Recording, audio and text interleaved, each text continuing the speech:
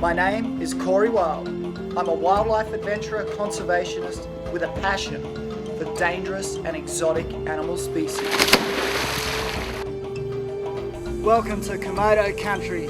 For as long as I can remember, I've been catching, studying and working with wildlife. Awesome, look at all these spectacled flying foxes up here. From the cute and cuddly to the highly venomous and the massive man-eaters. My quest to discover new species and thirst for adventure has led me through jungles, caves, underwater realms, from deserts to alpine peaks, savannas and mangrove habitats, on 4 continents in over 12 countries around the world. Well, elephants have been through here. My mission is to explore, track down, catch and educate about exotic species. Here we are in search of the one-horned rhino. To promote Mother Nature and inspire humans to reconnect to it. Here he is, it's all the commotion here, this is the big boy. Also highlighting positive conservation organisations and their projects along the way. I believe creating a better understanding of our natural world will in future help to protect it. He's only small, but he's a little bit interesting. Get ready to venture into the wild, wild world.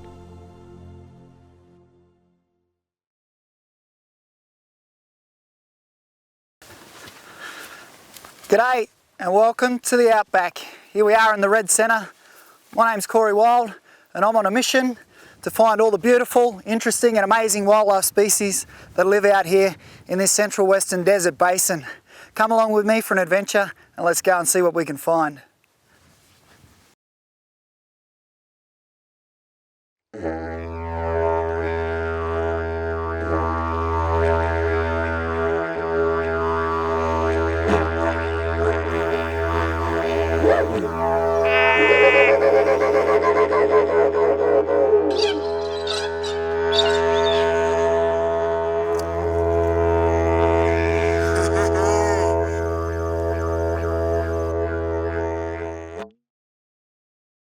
They're an extremely alert lizard.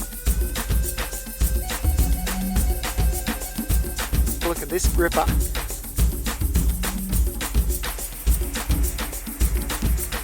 Tastes really nice.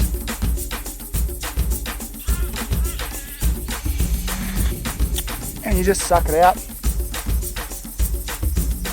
Have a look at that little ripper. When it rains bugs in Australia, it really rains bugs. Typical characteristic with these brown snakes.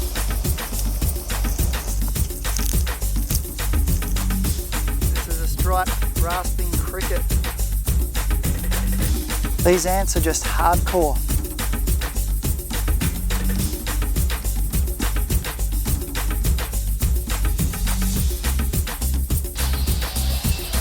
My favourite is when they're a dark red or a purple colour.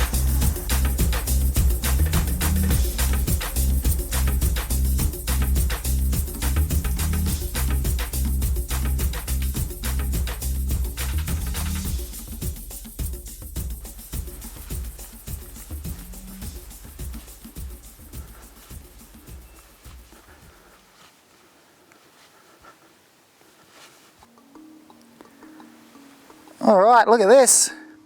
Looks like we've had a bit of a stampede through here. Come through here. And off out into the bush. It's kind of cool though, coming through here in these sandy areas. And it's like a big canvas. Some of it looks like indigenous art of all the animal tracks that have gone through, like the night before. You can come up to a sandy area and have a look and you can see exactly what's going on or what's been going on in that area over the last sort of 24 hours. If it's windy, they disappear a bit quicker, but if there's not too much wind, they stay relatively fresh. And the difference between the real fresh ones and the ones that are a day or two old is, if you can imagine a picture, the older ones are a little bit pixelated. It's not quite full high definition, where the new fresh stuff from 24 hours ago is even, you know, better definition. Now you can see these ones, they're not really a high definition. We haven't had a lot of wind out here. But this one's hopping, so it's hop to here, hop to here, hop to here. It looks like a little kangaroo. But that one was actually a Spinifex hopping mouse. We've got some other ones along here, the deeper ones, bit of plod, plod, plod, bit of a tail drag. It looks like a Centralian blue-tongue lizard to me. Check it out. Fresh camel tracks. Now these ones are fresh.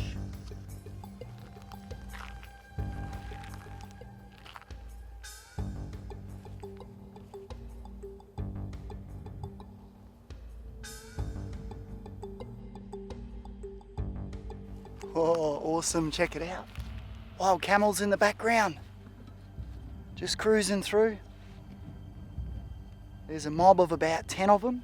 And there's a big male at the back. And he kind of hangs back from the cows and the calves. Keeps an eye out over the area. So in the 1800s, they were bought, a lot of them, Afghan camels, over from India. And there's actually still hundreds of thousands of them left in the wild in Australia. Once motor cars came along, there was no more use for camels. However, all of Central Australia and a lot of our telegraph line and a lot of our railway lines built off the back of these special animals. Unfortunately though, they're quite devastating to the environment out here. They eat and drink everything. But nevertheless, they've been here for over 100 years. Pretty much part of the landscape, and it's still kind of cool to see them. Let's go and see if we can get a bit of closer shot. The big bull's looking at us at the moment, so he's the guy we've got to look out for. He's got his nose in the air, he's sniffing. I'm not moving around much, so he might not be able to see me. Actually, I think he can see me. Now I can do about 60 kilometres an hour of a short burst of speed. There is mothers and calves, so we have to be careful not to alert them, just be quiet and keep a respectful, safe distance, but we'll see if we can get some closer shots. Look at that big boy. I definitely don't want to be on the wrong side of him, and he could catch us here right now very quickly. But if we're quiet and we stay a bit of a distance. So this is a small herd. There's about 6 cows there and about 4 babies. He's probably sired all of them. And he's in his prime, and we got the mums there. Generally the matriarch is deciding what's going on, which direction to go and which direction we're going to take. So the lead female, a bit like a matriarch elephant, and she's the one over on the right hand side. A lot of the first early explorers, like Burke and Wills, used camels through the bush.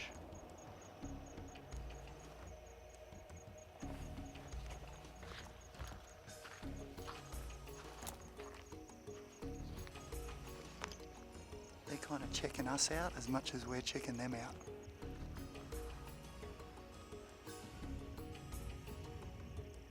Got his nose up. He's also smelling the wind when they do that.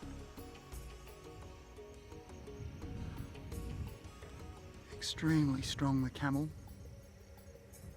Quite easily grab a human by the shoulder and pick them up and throw them like a rag doll. They do have big eye teeth as well.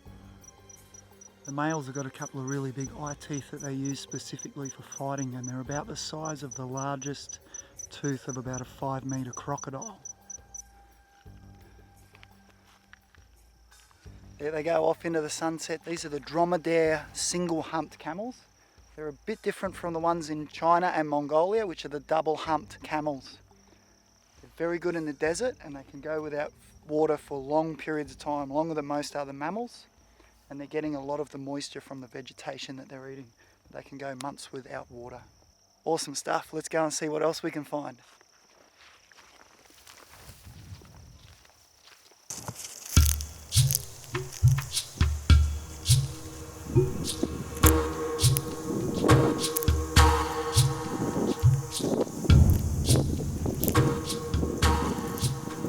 Whoa! Check that out, this little beastie.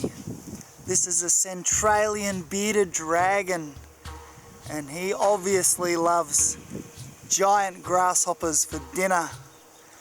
These guys are really awesome. They will eat big centipedes, they'll eat redback spiders, huntsmans, and basically this lizard, if you're smaller than him, you could potentially be lunch. They live out in these areas. The females lay eggs. They lay up to 25 eggs at a time.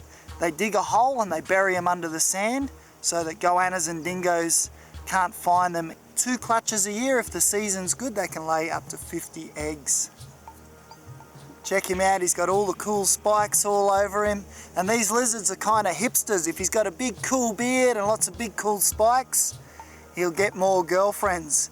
And not all reptiles are actually territorial, but the dragon lizards, his cousins the frillneck, or even over on the east coast, the big water dragons, they have a territory, and the male will have a territorial area, and they actually communicate using sign language. So what they will do is the male will generally be up on his sunning post, and he will use sign language to communicate with other lizards.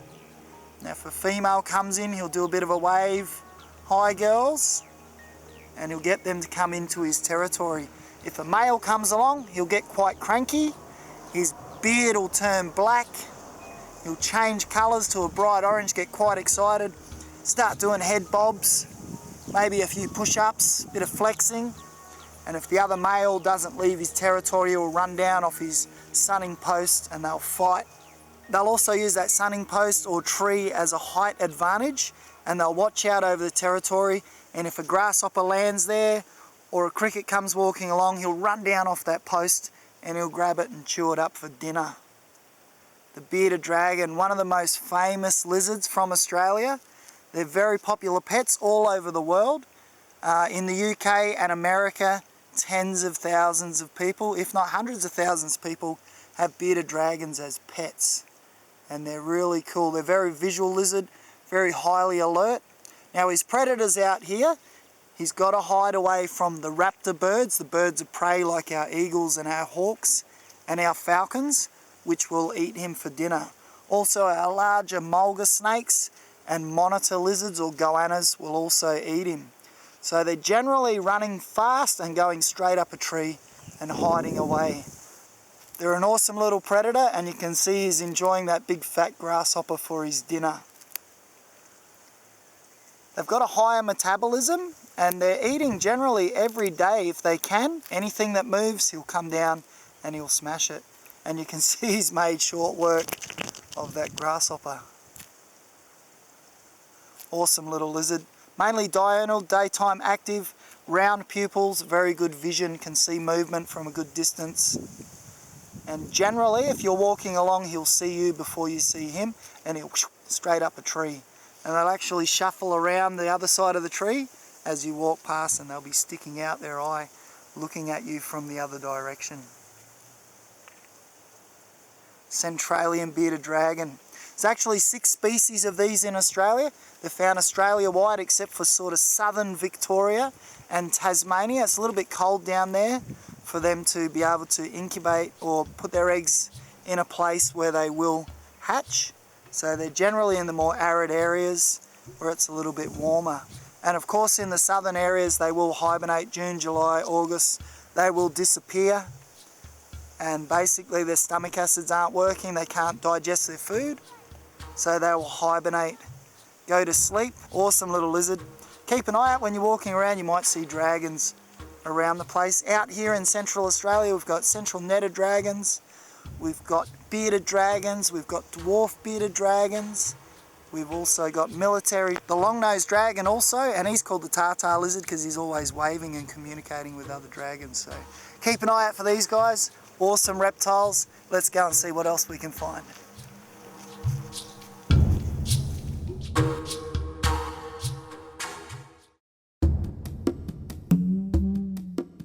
Check out these bad boys. These are my Myrsinae, the inch ants, also known as a bulldog ant, or in the local lingo, Kailili. And these are one of the most hardcore ant species you'll come across. I don't even know if I can film them this close. They are gnarly. They're just coming at me.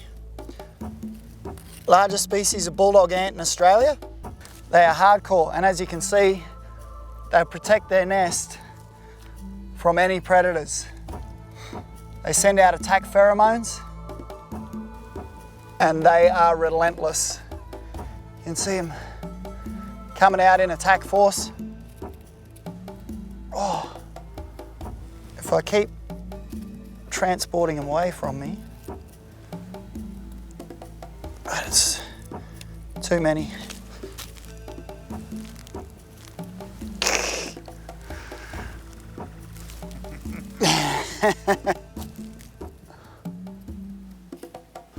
Oh, they're all over the camera. This is just way too out of control. I'm gonna get done here, gotta bail. The genus of ants dates back 100 million years, with 94 described subspecies from 9 family groups, including jackjumpers from southern Australia and Tasmania. The nest can hold anywhere from 50 to 2,000 individuals, comprising of drone workers, soldiers, nurses, and usually only one queen. The nest can be active for up to 3 years, with some ants living to the age of 2 years and 2 months of age, which is pretty impressive for such a small insect. They are specialist hunters roaming for up to an hour's distance from the nest, around 25 to 30 metres.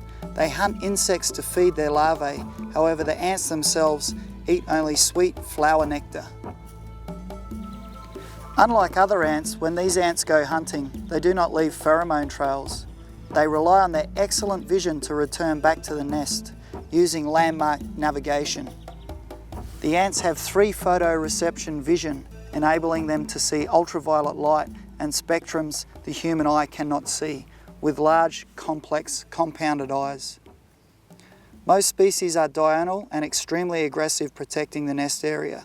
They use chemical warfare, attack pheromones to signal attack, and also mark their target victims. They also use these pheromones to control workers and subordinates in a creepy sci-fi fashion. Some species pollinate shrubs, flowers, and the hair orchid from southern Australia is only pollinated by the enchant. When the conditions and seasons are perfect, the queen will lay fertile eggs which will turn into winged queens that leave the nest on hot windy mornings, flying away to start their own colonies. The prenuptial flights are performed from trees and shrubs, enabling them to get some height, and they can fly more than 50 metres high in the air. Once they find a suitable nest site, they dig a tunnel and lay the first batch of eggs. These ants are just hardcore, and it comes to a point where you just have to retreat. Now they've got big pincers, but what they actually do is sting you multiple times with a wasp-like sting, injecting some of the most potent venom in the arthropod world.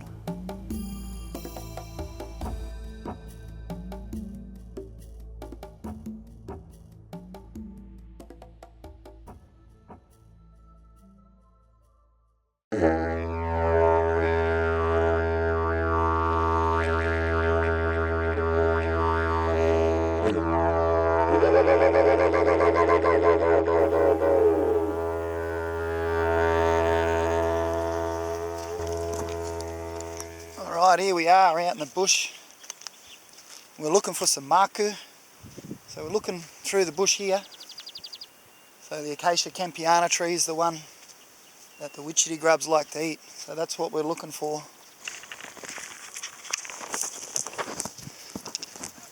So these ones here, these are perfect little witchetty trees.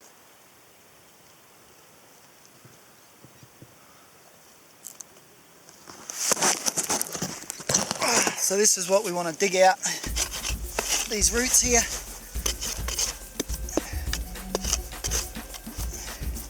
We follow the root system and then we find where it goes to a fat part, and that's where the grub's inside.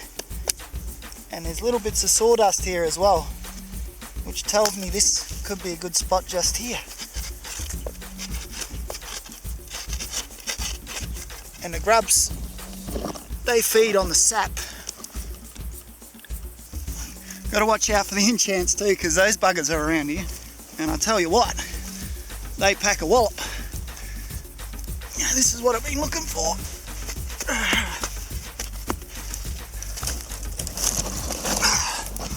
That's what we're looking for. So you can see it goes from thin here to thick. There's your bulge. And that's where old mate is. Hello, tuck tuck tuck. We're coming to see you. Tough work. And this is what the indigenous women do a lot of the time. Women's specialty.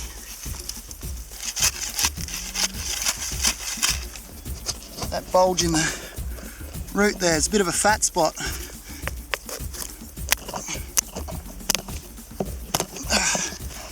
bit tougher than he looks too.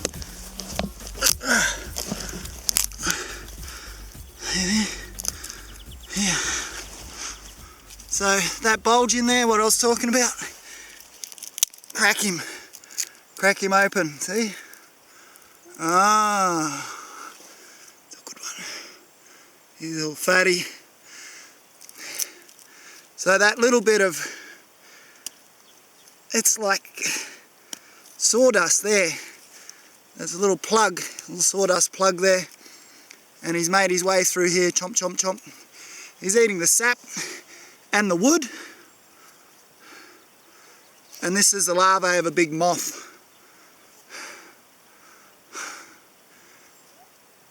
And they are better when they're cooked. But today we're going traditional style, so.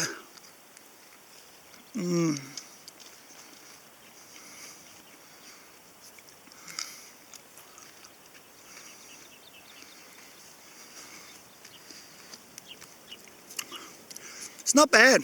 It's it's different.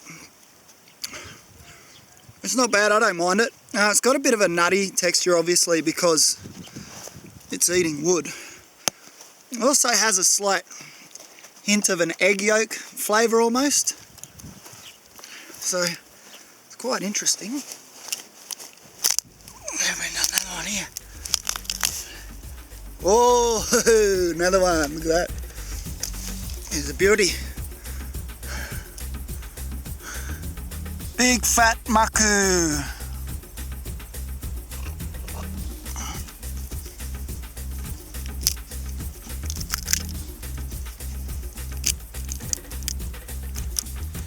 Looky what we found here. Oop.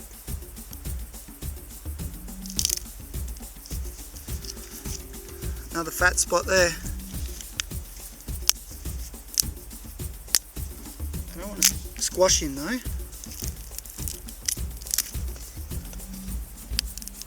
There he is. Come on, little fella.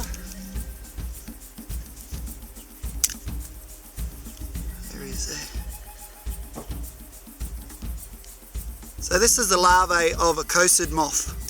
Big grey moth like that. So what he does is he spends his time in here. Here's a bit smaller one. Into the roots, eats that, and then what he does is he pupates. And they'll come to the surface, there'll be a cocoon, you'll find it on the ground sometimes, and then they'll turn into that big moth and fly away.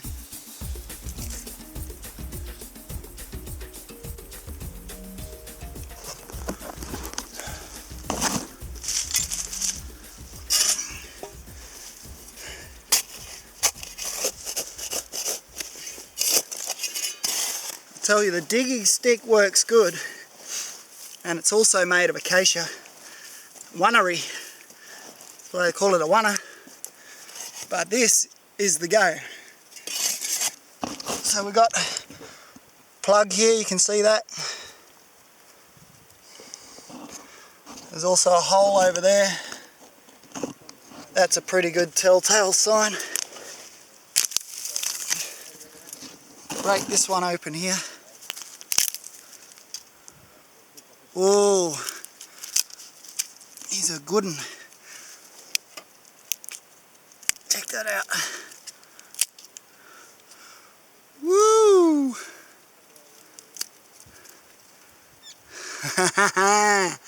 Hello. How you doing? Now that's a good size witchetty. This guy here, I think we'll cook him up, eh? Witchetty maku. So there's another species that also lives in the tropics, and you find those in the candlewood trees. It's also insect larvae, and there's also another species found in the river red gums, and they get about this big, and they got pink bars on them. They look like a big fat marshmallow. So there are obviously a few different species, and maku means edible grub, and witchetty is another lingo for edible grub.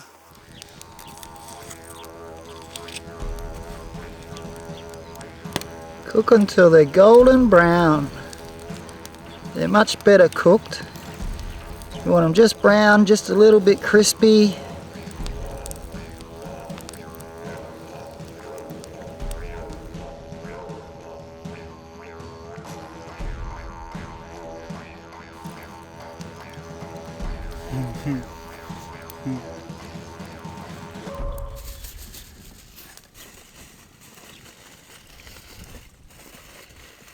Slightly extended, then he's ready to go.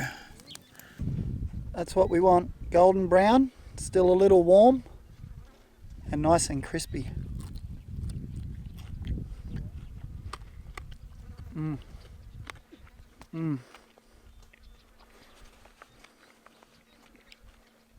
It really is delicious.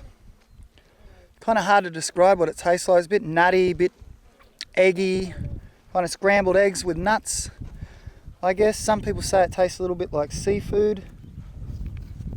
But yeah, it really tasty, and it's full of essential fats and high in protein. So it's a really good energy source, bush tucker.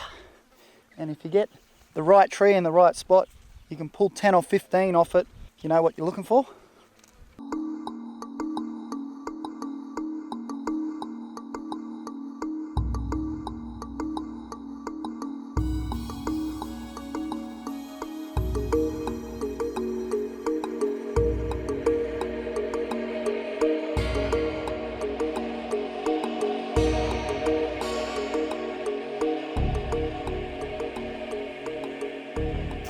Another acacia over here, or mulga tree.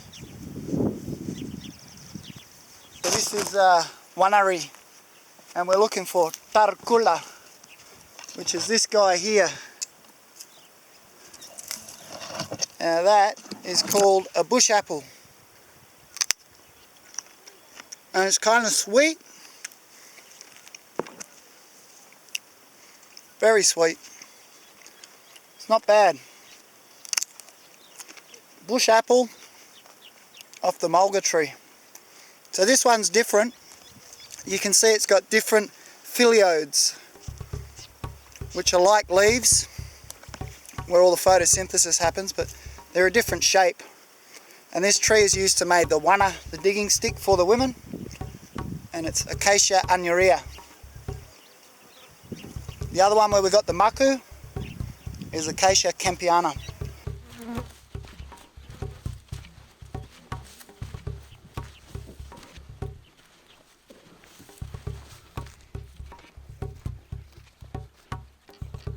Walkabout. Some other bush tucker over here we're going to go check out. Oh, look at these are cool. It's little paper daisies. You hear the noise they make?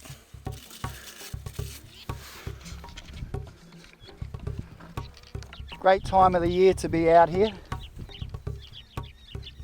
and I can hear all them birds.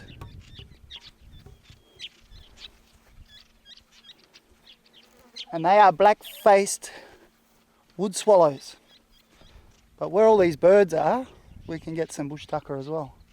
Oh look, there's a camel tracks. Camel tracks, camels around. They looked a little bit old, those ones. Yeah, spinifex country. Got to watch the footwork a little bit through here. A little bit of bush tucker here. If your energy levels get low, that's what you want to find some of this. You can look. You can see the syrup in there. Sweet sticky nectar. Yeah.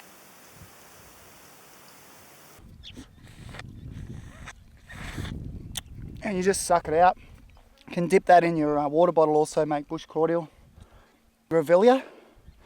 And it has the nectar to attract the insects and the birds, which will then pollinate the flowers for it. And also cross-pollinate other trees.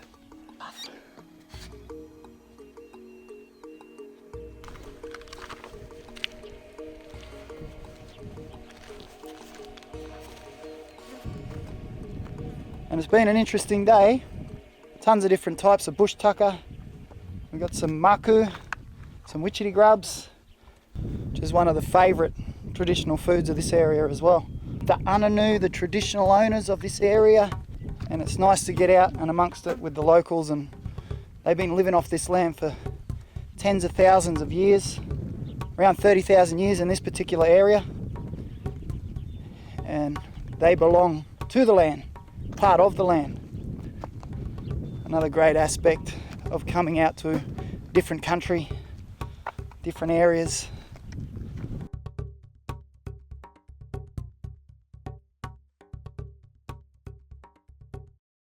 Okay, there's actually a herd of camels out there. The sun's just going down over the dune. It's becoming night time out here in central Australia, and a lot of the reptiles will actually become nocturnal in the summertime because it's so ridiculously hot during the day that they'll actually become nocturnal. So species that you don't usually get out at night time, like blue-tongue lizards and brown snakes, are coming out as well. So it's time to go and check out what awesome nocturnal animals we can find out here in central Australia.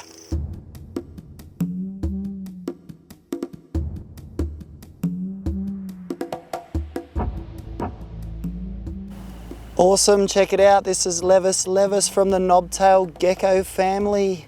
What a beauty. Nocturnal desert nighttime predator.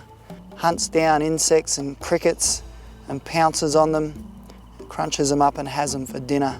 If it's too hot in the night, he'll stay in his burrow, and if it's too cold, he'll also stay in his burrow. These geckos have got real big buffy heads, and they're pretty awesome predators. They cruise around in the night time and they stalk insects, and they get up high on their feet, they stalk right in, and then they pounce on them. All sorts of insects at night, bush crickets, and you can see he's got that big eye there. And it looks like he has eyelid, but it's actually just an eyebrow, helps him with the sand. They don't actually have eyelids, geckos, and the way that they clean their eyes instead of blinking is they actually lick them with their tongue. Definitely see where he gets his name from, with a cute little knob there on the end of his tail. The knobtail gecko. So you can see these geckos sit up really high. They've got long limbs that enables them to get across the sand. During the day it's obviously too hot in the desert for a gecko with such sensitive skin, so they'll go into their burrows during the day and they'll chill out down in the cool parts of the earth, and then they come out at night time on the warmer nights and hunt their prey. Here he goes off into the night to look for his next meal. Alrighty, awesome night. We're just cruising around out in the desert. See what species are out. We found this little guy here. He's a little banded burrowing snake, and they're mainly nocturnal, and during the hot parts of the day will bury into the ground. A little bit of a shovel nose shaped snout there. So we're just cruising around tonight seeing what sort of nocturnal wildlife is out. It is summertime, and we've just had a light sprinkle of rain, so we're hoping we can find some other crawlies as well. Some more reptiles and some scorpions and spiders and centipedes would be pretty cool to see as well. But yeah, beautiful little snake. Something you don't see very often.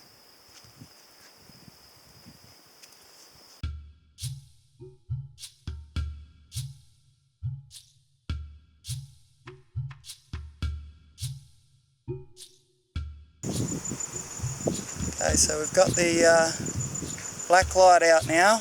Wow. Have a look at that. Looks familiar, doesn't it? Anyone ever seen the movie Predator before? There you go. So this is a little mottled tree scorpion from the Buthidae family. And scientists are still trying to figure out exactly why they actually glow. Probably something to do with their diet. And these guys are nocturnal, obviously. They cruise around at night, and they're more often than not found on trees and under bark and under rocks.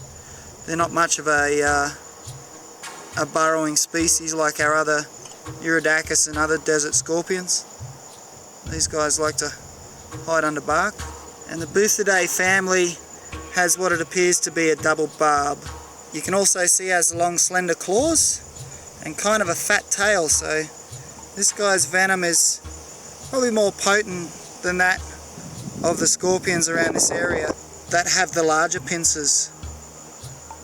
So this guy has the small pincers. He needs to rely on his venom to overpower his prey. That's what this little guy looks like without the black light. He's got great camouflage. Woo! He's only a little bloke.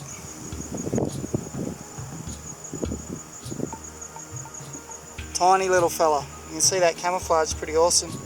Just fits in perfectly with the sand. Let's go and see what else we can find.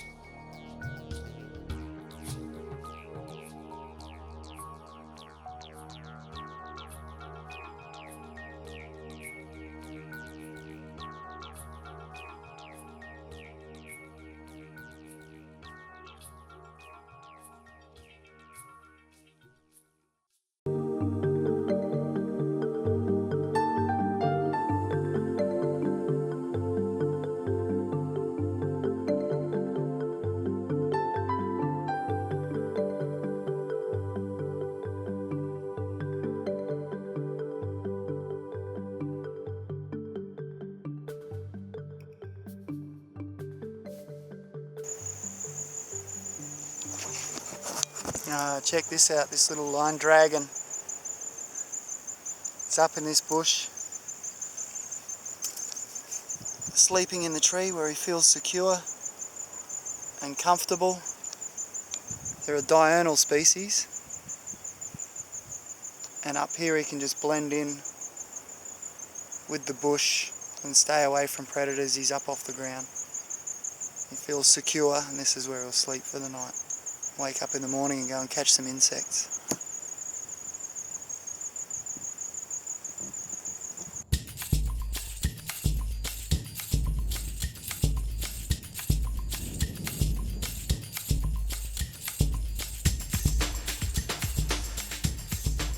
Dun, dun, dun, dun, dun, dun, dun, dun, dun, dun, dun, dun. Oh, you got it! Have a look at that ripper. He's like, where is it? Oh, I'm going back down my hole. That's a big fatty boomba. I think I could turn around down there. Must be able to turn around, surely. That's why you don't put your fingers in there, eh? That would have just smashed my finger. And about 4 days later, it'd turn black and probably fall off. Dun, dun, dun, dun, dun, dun, dun. That's freaky, man. Check out this awesome little skink. He's called a narrow-banded sand swimmer. There are two species. There's a broad-banded one as well, and they're found in the sandy areas right across central Australia in all states except for Tasmania and Victoria. Now he's got super smooth scales which enable him to swim through the sand. He's semi-phosphorial, so when it's hot during the day, he goes down underneath the sand. He'll also go into unused burrows and stay in there. He's got these ridges down his tail as well, which also enable him to swim through the sand. What he'll actually do is he'll burrow in, and then he'll sit with just his head sticking out of the sand, and then any insects or arthropods that come cruising by, he'll pounce out and have them for dinner. He's got up to 50 bands. There are two species, and they look very similar. Beautiful, shiny, sleek skink. Very interesting. He loves the spinifex areas in particular where there's a lot of sand, but the other species, the broad-banded sand swimmer, will also be found in rocky areas, and they'll hide in leaf litter as well. It's quite amazing because his eyes and his ears and his nostrils don't get filled up with sand when he cruises through the sand like that. So he's mainly crepuscular and nocturnal, coming out in the early mornings, late afternoons, and active through the night.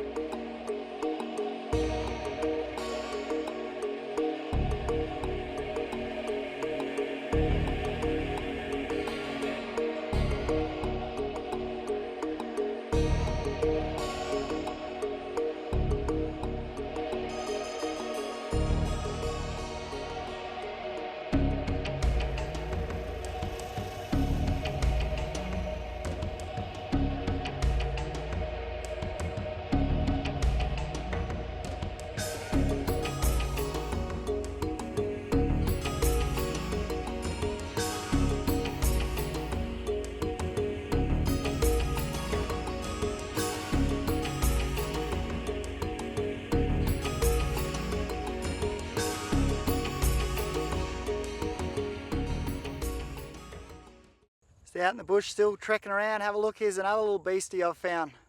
It's a big female rasping cricket. Have a look at that.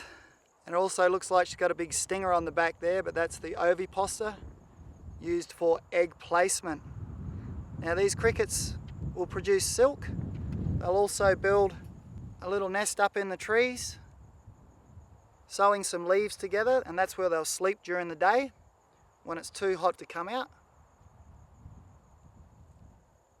And then she'll come out at night time, cruising around, hunting for other insects. And you can see those feet and legs there are amazing. They're amazing climbers.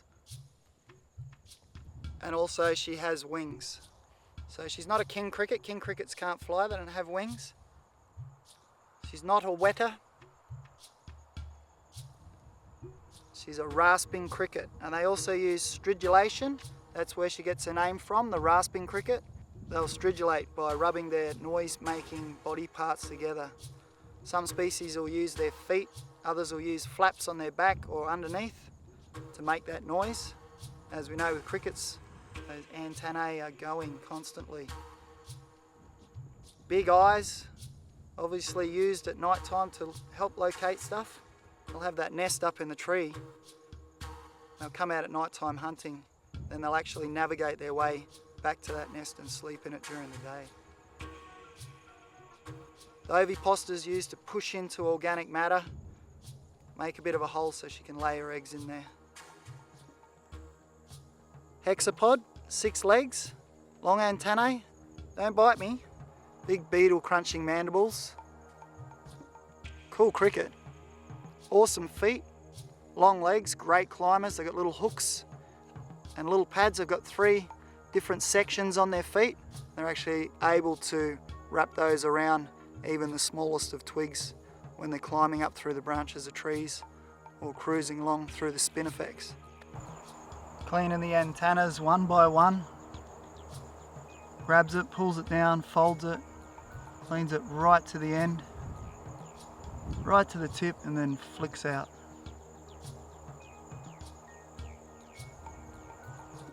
There's all sorts of other crawlies getting around at the moment too. I'm just hoping I don't get a big centipede run up my leg while I'm sitting here in the middle of the bush.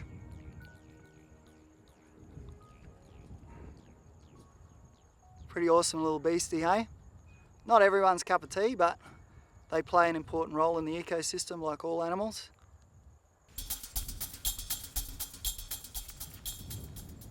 Western brown, just cruising across the road. Hot night, it's too hot during the day. This is a brown colour phase.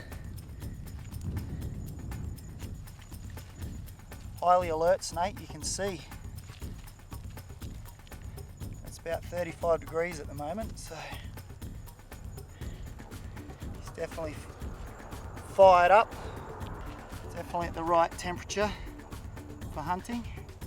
And you can see he's a long, slender, fast moving snake. Oh, there he goes.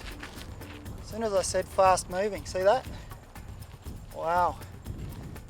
There's also the mulga snake in this area, the king brown.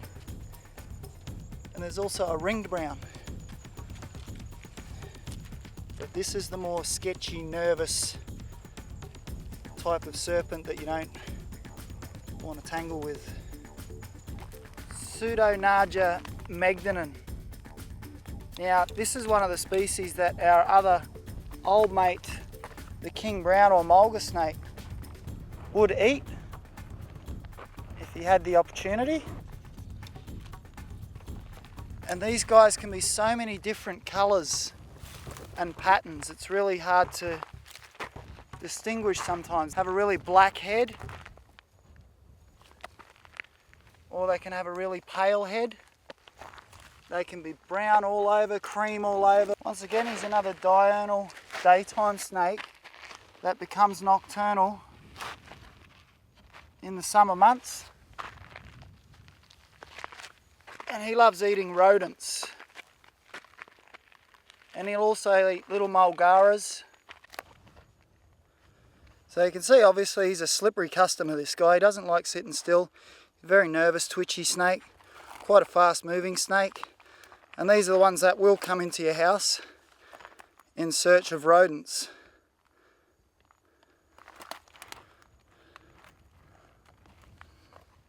So if you have chickens, if you have budgies and birds with bird seeds, etc.,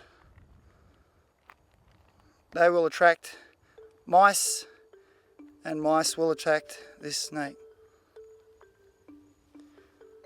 Just like his cousin, the common or eastern brown snake.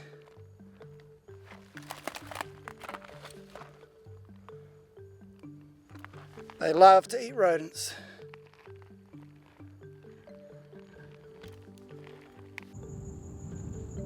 Awesome, there he goes, off in his natural habitat. See him cruise through the spinifex like that, it's quite amazing.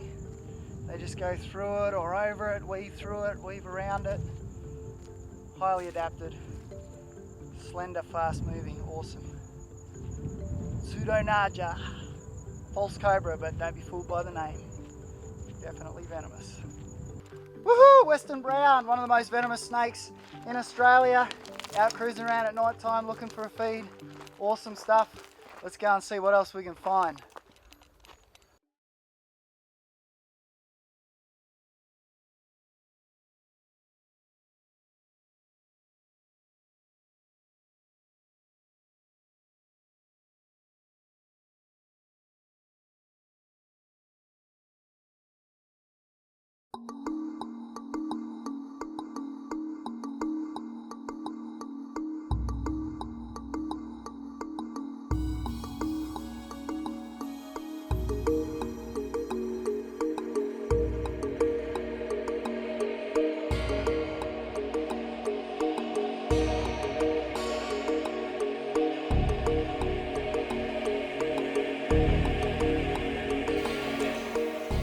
Kicking around out in the desert, you might see these little piles of dirt all over the place.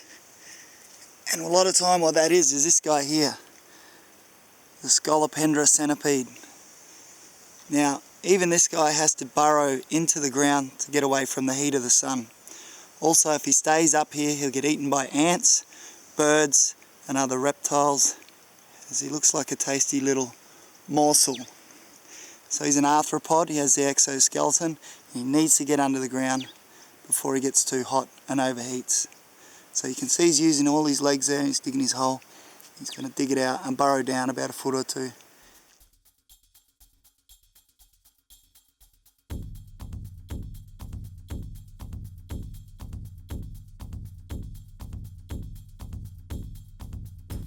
He's run into an ant nest. He's burrowed straight into an ant's nest. And of course the ants aren't happy to see him either. So he's out of there. He's going to have to find himself another area to go to dig another hole. Then at night time they come out, particularly after it rains as well. So if you're out camping when it's raining, good idea to hang your boots up, get up off the ground if you can, or be in a swag that has a zip up fly net. You don't want one of these guys in your swag or your bed.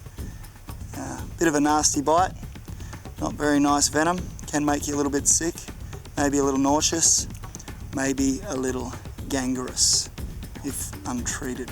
So keep an eye out for these guys. This one's only a small one. They do get fairly large, and as you might have seen in some of my previous episodes, you get some bigger ones in Southeast Asia and parts of the jungles.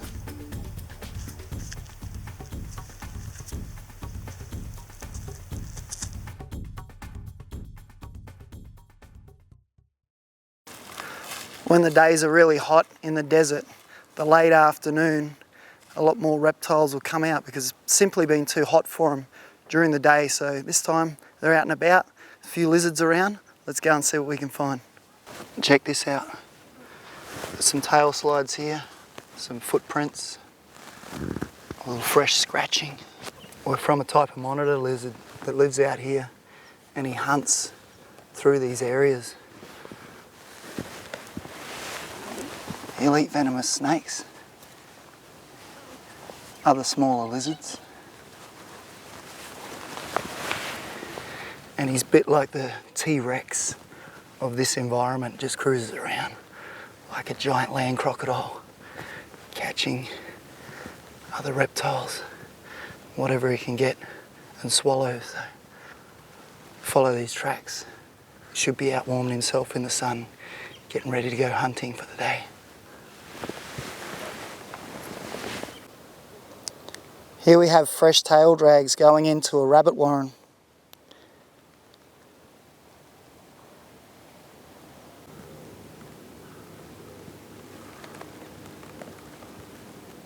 There he is over there. The ever watchful eye of the Sangoanna, Varana scaldi. He's one of Australia's most widely distributed of all the varanid species or goanna species. He's found in all the states, and he's an awesome digger. You can see those massive claws on his back and front legs. He's really good at digging. They'll dig their burrows and they'll go down there in the hot parts of the day. They'll also overtake any other warrens from rabbits or other animals available. He's usually distinguished by a yellow tip on his tail, beautiful yellow circles on his legs. Beautiful lizard.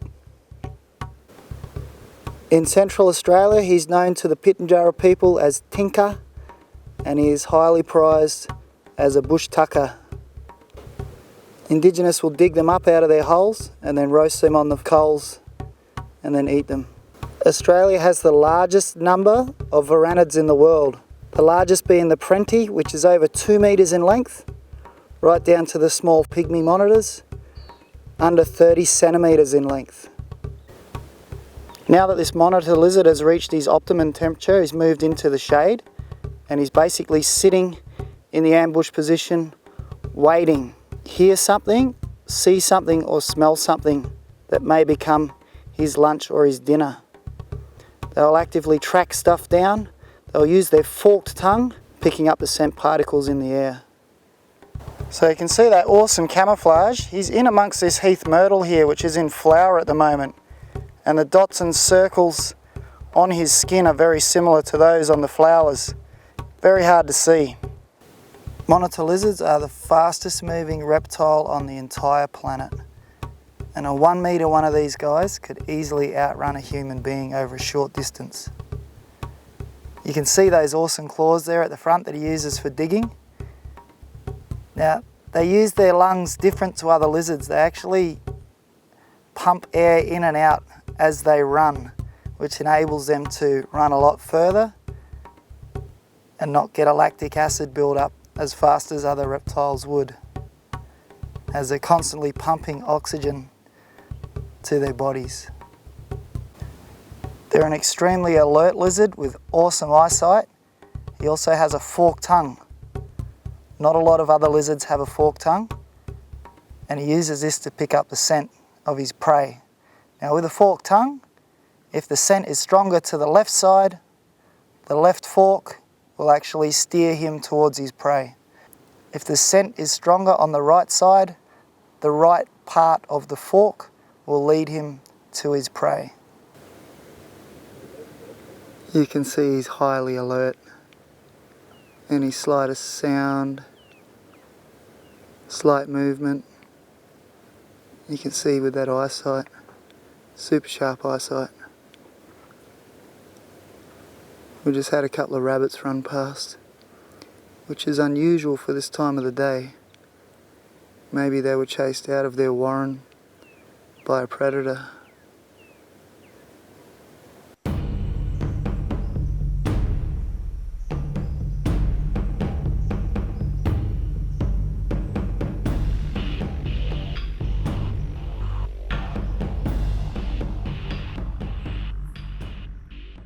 Righty, here we are out in Central Australia. Check out this little beastie. That is a big wasp. So there's dozens of different species of wasps in Australia. Some are potter wasps, which fly around solo and they build little mud nests. Some other species, like our paper wasps, will build communal nests, and they will use saliva and bits of vegetation which they'll stick together in little hexagonal cells, and they'll lay an egg in each one. Paper wasps are generally hanging from something. This guy here, I would say, is one of the tarantula hawks, and what they will do is they will fly around and look for tarantulas. So judging by the size of those chompers, definitely hunts large prey. So they will clasp onto it with their chompers and they'll inject that stinger. Now the stinger's barbless and they can sting repetitively. Their venom is designed to paralyse their prey. So some of the larger wasps, particularly the tarantula hawk, oh, there he goes, will actually sting their prey, paralyse it, then they'll drag it back. Some of them stuff them down a hole and lay an egg on it and cover it up. Some other species will construct a nest made out of mud and saliva, and then they'll make little tombs inside each one, and they'll place their eggs and their victims in each one, and they actually just paralyse them. We'll have a look at those shortly.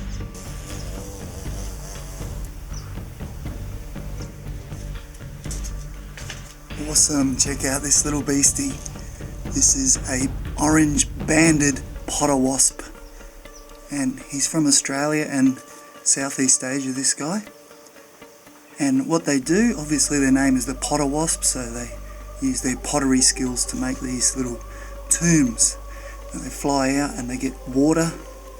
They go to muddy areas and they'll pick up little mud balls and they'll fly in and they'll construct this nest piece by piece by piece by piece over days, if not weeks. And the females just came back with a green grub, and she will take that grub inside in the tomb. They use their venom to paralyse the grub. They don't actually kill it.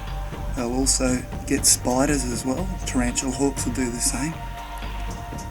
They'll stick them up inside that little tomb there, lay an egg on it, and then that egg will hatch out into a little grub and it will eat its host. It's kind of a creepy sci-fi thing.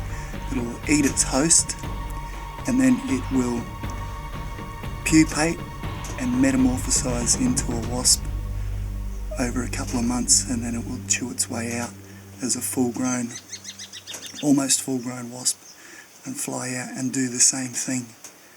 They're kind of amazing, the little constructions that they can do.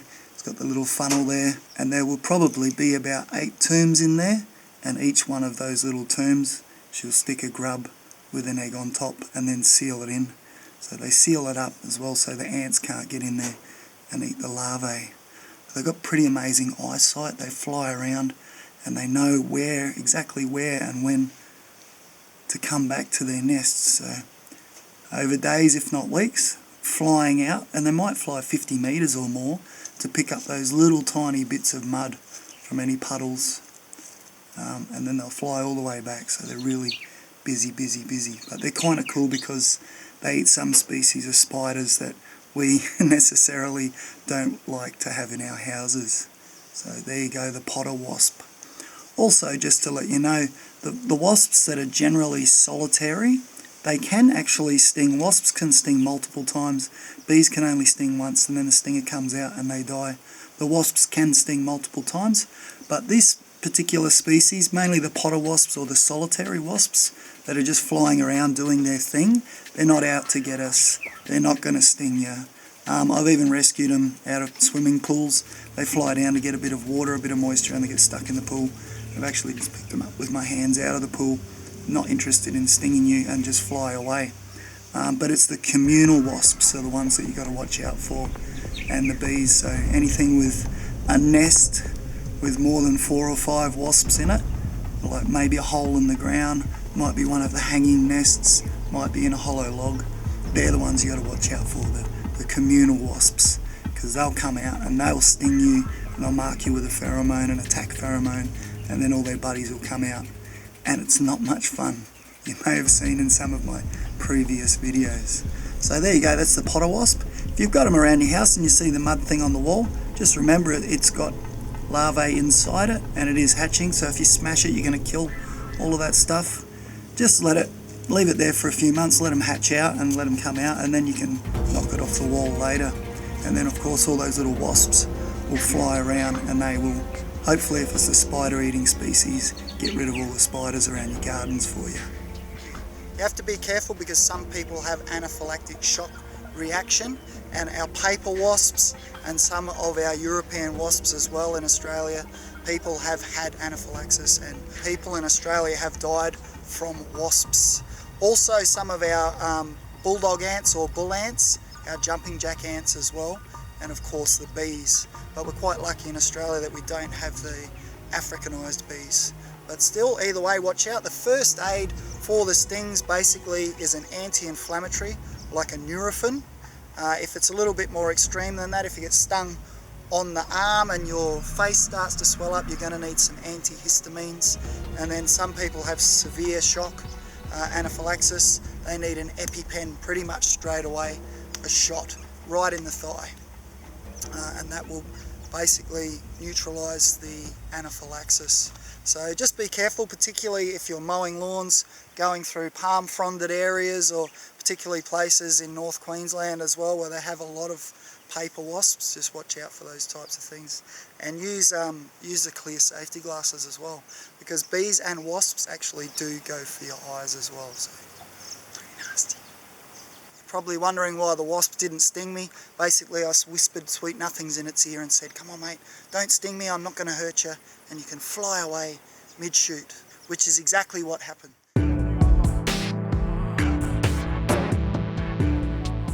Well, have a look at this. This is something you don't see every day. This is one of Australia's most venomous snakes, the Western Brown.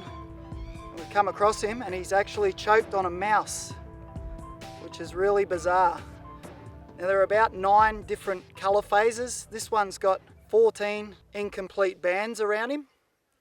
They can be black, they can be light coloured, they can have a black head like a black-headed python. They can have a really light coloured head as well. In the hotter summer months, if he wants to warm up quicker, he'll have a darker coloration. This guy's actually choked on a mouse, which is really bizarre, and I thought I just had to film this really bizarre occasion.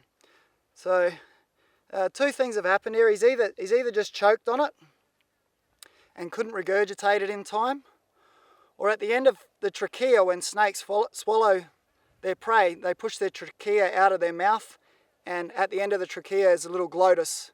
It's a little valve which they breathe through.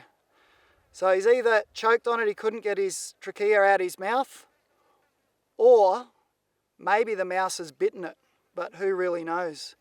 Typical characteristic with these brown snakes, also with the easterns and the westerns, are the orange blotches on the belly there also. And he's got more of a yellow marking around his face. Now I've also obviously got to be careful handling this snake. Even though he's dead, if my finger went inside his mouth and one of those fangs just scratched the surface of my skin, he could still quite easily envenomate me. And a bite from one of these snakes is potentially fatal without the right treatment. Who would have thought I seen the day where I saw a little mouse take out one of our most venomous snakes in Australia? Bizarre.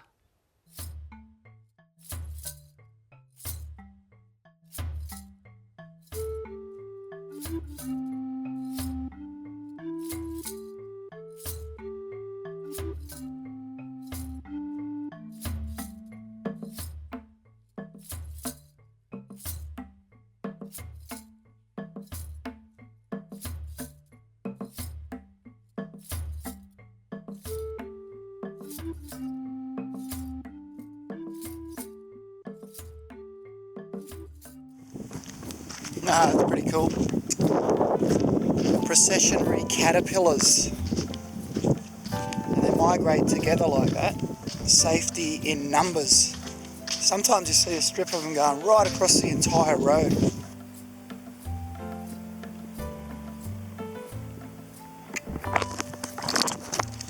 So what the processionary caterpillars actually do is they go up into these mulga trees here and they use their silk to spin a big nest.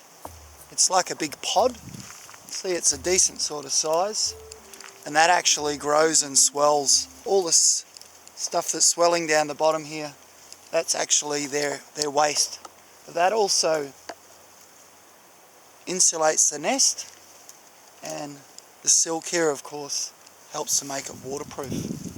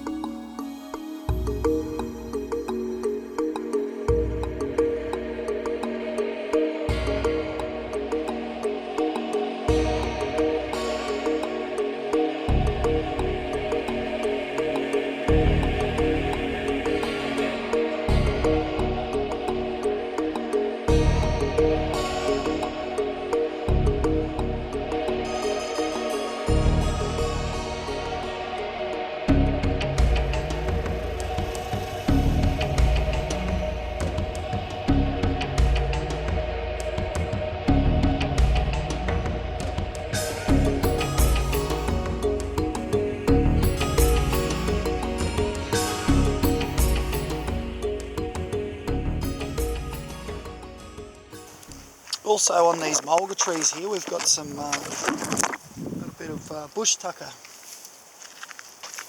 Where are we? Just over here. You can see these little orange things on the stems. They're called scale lerps. And what they do is inside there's a little tiny creature that sucks on the sap of the tree, and it builds a little pod. And you can see there are ants all over that. And what they do is their body waste actually is a sweet little excretion out of each one of these tiny little homes that they have. So for the indigenous kids, these bush lollies here, they're really good. At the moment they don't have their nectar on them, you'd see that glistening in the sun. But when they do, it's pretty much like a candy cane.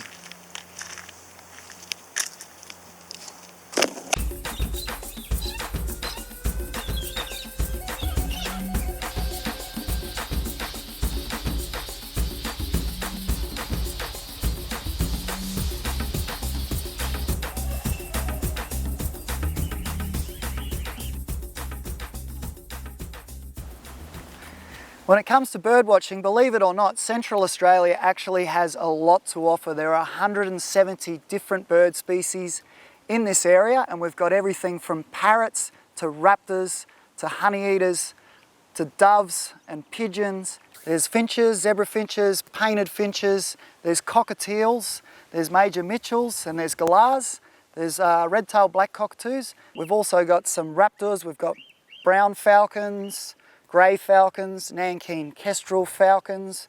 We've got the wedge-tailed eagle, we've got whistling kites, fork-tailed kites. We've got black-breasted buzzards. We've also got quails come from this area as well. There's a species of bush quail that lives out here. We've even got some water birds as well. So quite an amazing place to actually come and do some bird watching. don't be fooled that it's the desert. There's not much out here. There's a lot to see. Let's go and check it out.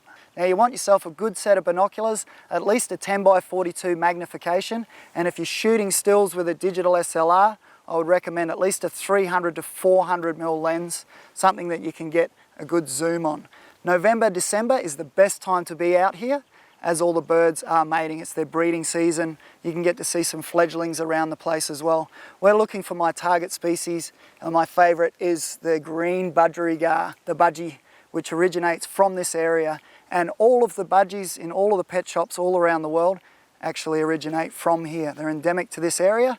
And the ones that you see in the pet shops that are yellow or white or blue, they've actually been selectively bred to change that colour morphing it's called. So let's go and see what birds we can find.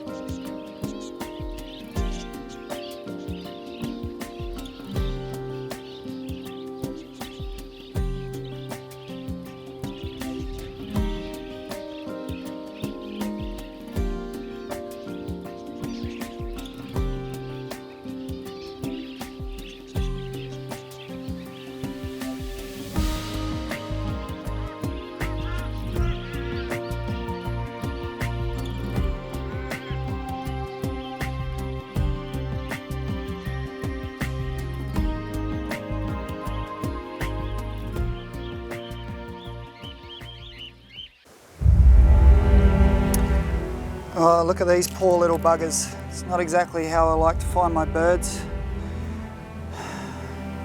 So what they do is they fly around 100 miles an hour, and what's happened here, by the looks, they've come through here 100 miles an hour, and unfortunately they've hit the barbed wire, and I've actually counted about 9 of them on the ground. There's a couple even on the other side of the fence there. Barbed wire is horrible stuff. Kills a lot of animals in Australia. Believe it or not, even like kangaroos will get caught in it and die as well. So horrible stuff, the old the barbed wire. If you have a farm or a property, a good idea is to actually wrap some conduit around the top wire. That way animals, when they're cruising through, they can actually see it. Use some of that bright orange hose, put that on your top strand. You've still got other strands then that will keep your stock in or protect the area. One of the biggest and saddest things is the flying foxes, the fruit bats, the mega bats. They get caught up in this horribly. It sticks through their wings and they die horrible deaths. So it's best to avoid using barbed wire if you can. The netting that you put around fruit trees, that's really horrible stuff as well. That'll trap and kill snakes and birds and bats and possums and you name it. That's really horrible stuff as well.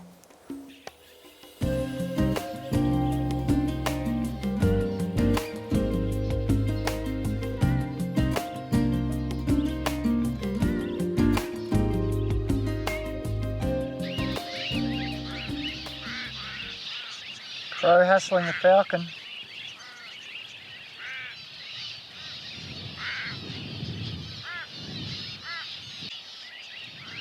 You can see why the budgies are paranoid. They don't have any regular flight patterns, they just keep randomly changing their landing spots, knowing that the hawks and falcons are watching.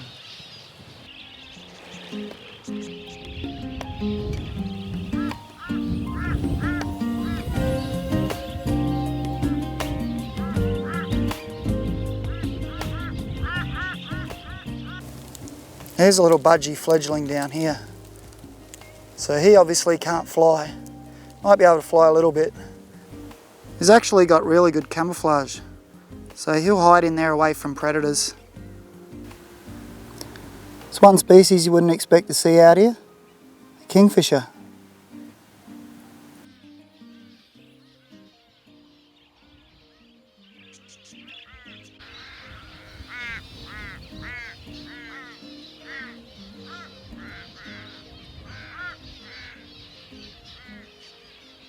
A couple of things I wanted to point out as well. When it is spring and start of summertime, you're going to get little fledgling birds coming out of the nest, attempting to fly, landing on the ground. Sometimes they get blown out of their nest by the wind as well. Now what they'll do is they'll spend a few days on the ground, sometimes even a week, and they'll hide in this long grass to keep safe from predators, particularly the raptor birds that would love to eat them. But as humans, we feel it's our duty when we find a little bird, oh, let's catch it and take it home and look after it. It needs our help. But actually it doesn't need our help at all. It's doing what it does naturally. So the best thing you can do is when you find a baby bird or a fledgling is leave it where it is. A lot of the times also the parents are actually watching the little bird and they're communicating with it as well. So if you do find a baby bird, best to just leave it where it is and let nature do its thing. Alrighty, check this out. Got ourselves a bit of bush tucker here. This is a Harlequin mistletoe plant. They have these little sweet red berries and they're great bush tucker. Tastes really nice. Could definitely make a jam from these. And the Pitjantjatjara call them nangcha. Or where I grew up they call them minara. So I'll eat a couple of those. Not bad. Now this is actually a parasitic plant growing on this acacia or wattle tree. This is a witchetty bush, Acacia kempiana, and I can tell by the shape of the leaf that it's a witchetty bush. Down in its root system there are a lot of big witchetty grubs living and eating it as we speak. I'll show you that stuff later. However, this one, the nangcha, the birds come along. There's a mistletoe bird, which is a small bird with some red and white, and there's also the white-plumed honeyeater will come along and they'll eat this nangcha berry. They'll fly to another tree and they'll do a dropping on a branch, and a little seed will tap into the branch of its host. So it is a parasitic. You can see it's definitely separate to the rest of the tree. And it has its own chlorophyll, its own leaves, and it does its own photosynthesis. So it creates its own energy and sugars from the sun rays. The only thing it takes from this mulga tree is the water. So the mulga collects the water, he takes that and he creates his own sugar. And then we got these lovely little berries. Have a look in there, look at all that beautiful nangcha, native mistletoe. There's another species, larger berries, lives on a black gidgee, which is another species of acacia. And then there is also a couple of other species that live on eucalypts as well. Unlike North America, the ones that live up there, the berries can be poisonous or toxic, but the ones down here in Australia, mate, good as gold.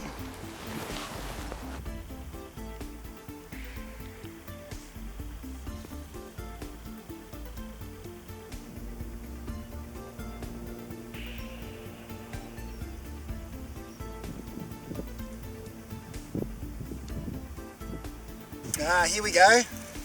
Love this stuff, the grevillea, golden grevillea. And you can see it's got the nectar right in there and it's really sticky. And if you're out in the bush and you need a bit of energy, this is the stuff to get. And you just find your plant and then you find somewhere that has the sticky parts.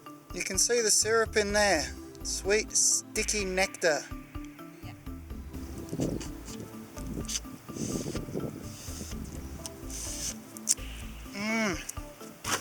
You can just suck it out like that.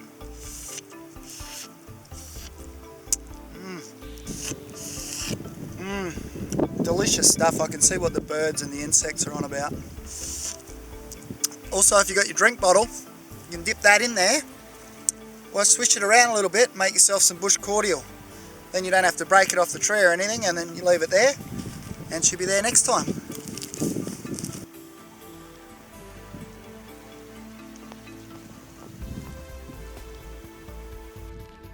Well, here we are in the middle of nowhere, as usual, and I just wanted to stop here and show you guys something really interesting. There's these bumps coming straight through the road. I call it the Superman mushroom. Now, it's just got this power and ability to punch up through the bitumen and grow right there like that. It's a type of truffle, and there's another species which is a bit smaller that the Anangu, indigenous to this area, they'll use it for bush tucker. Crazy.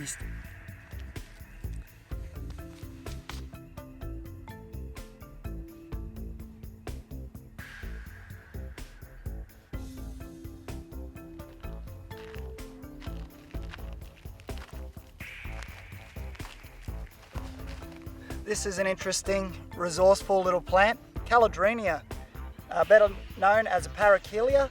Beautiful purple flowers. You can eat the leaves off these and they're full of juice, full of water.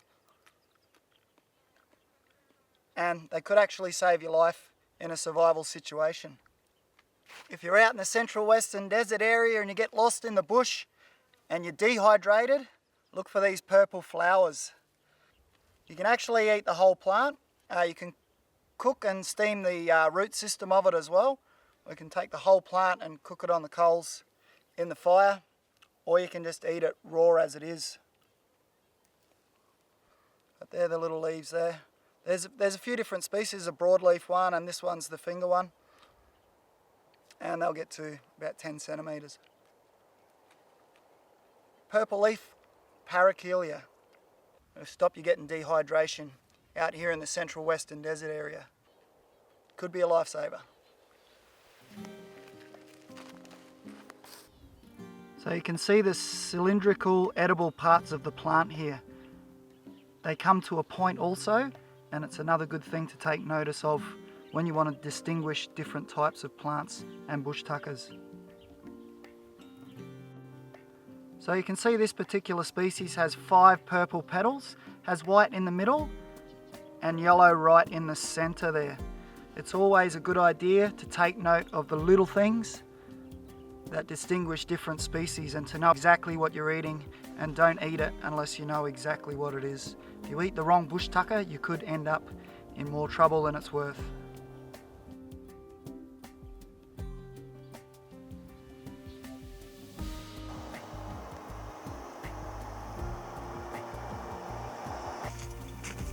Alright, check it out. This is another bit of bush tucker here. Have a look at that little ripper. Beautiful red coloration. That's how we know when it's ready. And that is called the quandong. Now he's a little bit bitter, but it goes very good in a jam or a pie, or even making a paste out of them. Now you can pick them up off the ground as well. Just make sure you wash them and that rodents haven't chewed on them. This is one of the favourite bush tuckers of the Anangu. The quandong is the native peach tree, and pitjantjatjara is mangata. So the ones in the southern parts and the arid areas of Australia are red, and the ones up north in the tropics are actually blue. They're a great bush tucker. Got an interesting seed on it too, quite a hard seed. Unfortunately for the old quandong trees here, ever since the introduction of the feral camel to Australia in the 1800s, the trees have taken quite a beating, and if there's any little saplings that grow up, the camels will come along and eat the whole tree, which also makes it very hard for the local indigenous with their bush tucker disappearing.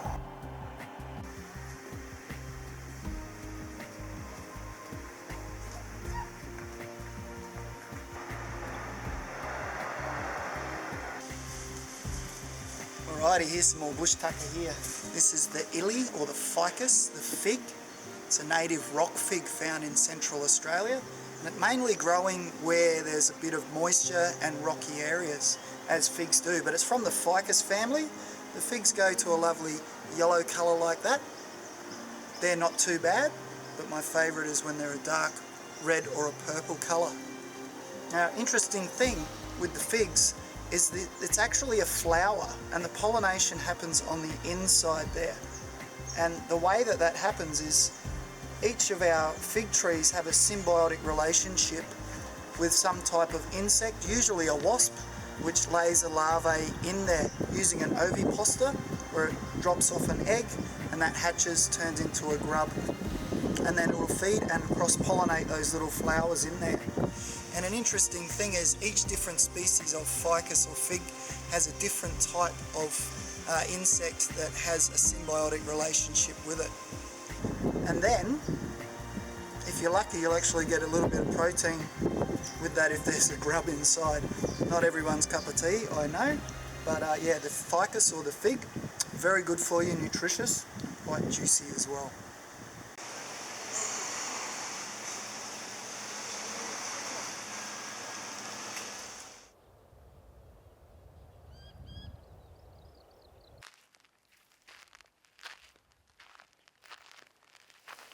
Have a look at this iconic species. This little guy here, central western desert area, Allocasuarina, the desert oak, and this is a little juvenile here, and his mate, probably his brother or sister. And what they do is they grow very slowly, and they'll send a taproot down into the water table. It's 10 to 12 meters below us.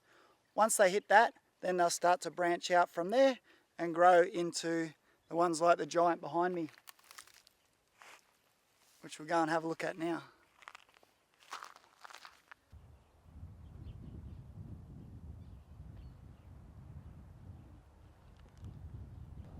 So these trees, their bark is so thick with layers and layers and layers, it's actually fire resistant. There's hundreds and hundreds of tiny little layers, and it basically makes this tree trunk fireproof. You can see this guy's been through a fire and he's got some charcoal on the bark there. Now if I had stomach problems, cramps, diarrhea, an infection or a bug, I would scratch all of the charcoal off a couple of pieces of bark, mix them with water, and I would drink that, and it will absorb all of the toxins out of your stomach. So really good for stomach cramps and fixing stomach problems. One interesting thing is once that taproot reaches right down into the ground and the tree gets 200, 300, 400 years old like this one, because it's connected to the water table in the summertime when they have lightning storms out here, it can actually become a lightning conductor because it's joined right into that water table. And you will see these guys out here traveling when you're traveling around in the desert, and you can see clearly they've been struck by lightning and the ends of the branches are burnt, and that's what causes a lot of the fires out here in that time. Most of them are just grass fires, nothing too major, but the cone from this guy actually splits open with the heat, so the fire works for the tree as well. And there's his cone there, and it splits open and the seeds obviously shoot out. Now they're also great little hand and foot massages. They're super hard and they got little spikes and bumps on them. Actually really good for a little bush massage.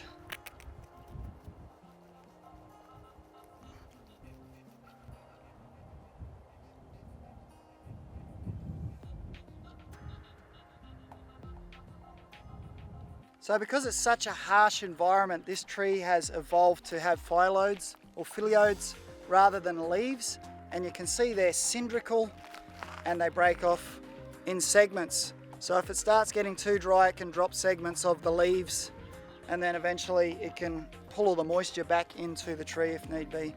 And they're in sections, and you can pull them off like that, and they actually make really good bush toothpicks. Of course, when they do fall to the floor around the base of the casuarinas of the trees, this decomposes when it gets wet and obviously supplies nutrients back into the tree also. So it's a continuous cycle of dropping leaves. And you can hear that noise, that the wind passing through the casuarina trees. And it kind of reminds you of a time back in the Gondwana period from when these trees have been here.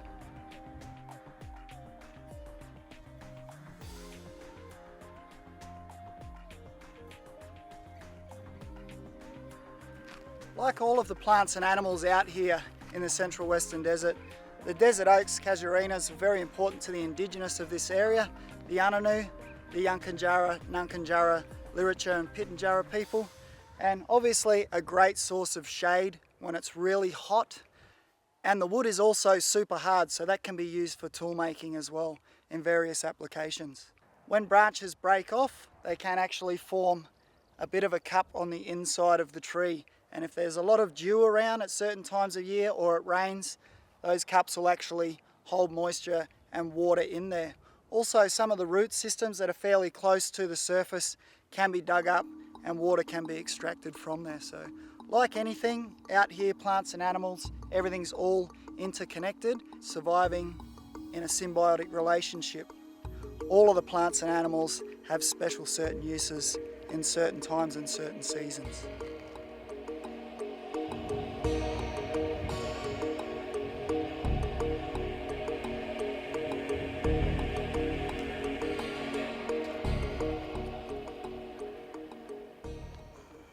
Here we are, we're out in the afternoon, out in the red centre, and I come down to this track to check out what the ants are up to this lovely warm afternoon, and I've found a friend over here in the background.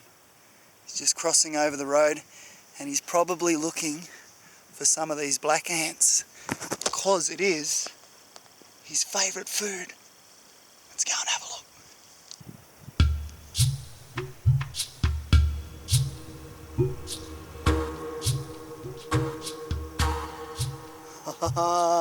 Check him out. Today's my lucky day. Here he is, the Moloch horridus, the thorny devil, or mountain devil. And beautiful afternoon, he's just chilling out in the sun on the road catching some rays and probably some black ants by the looks.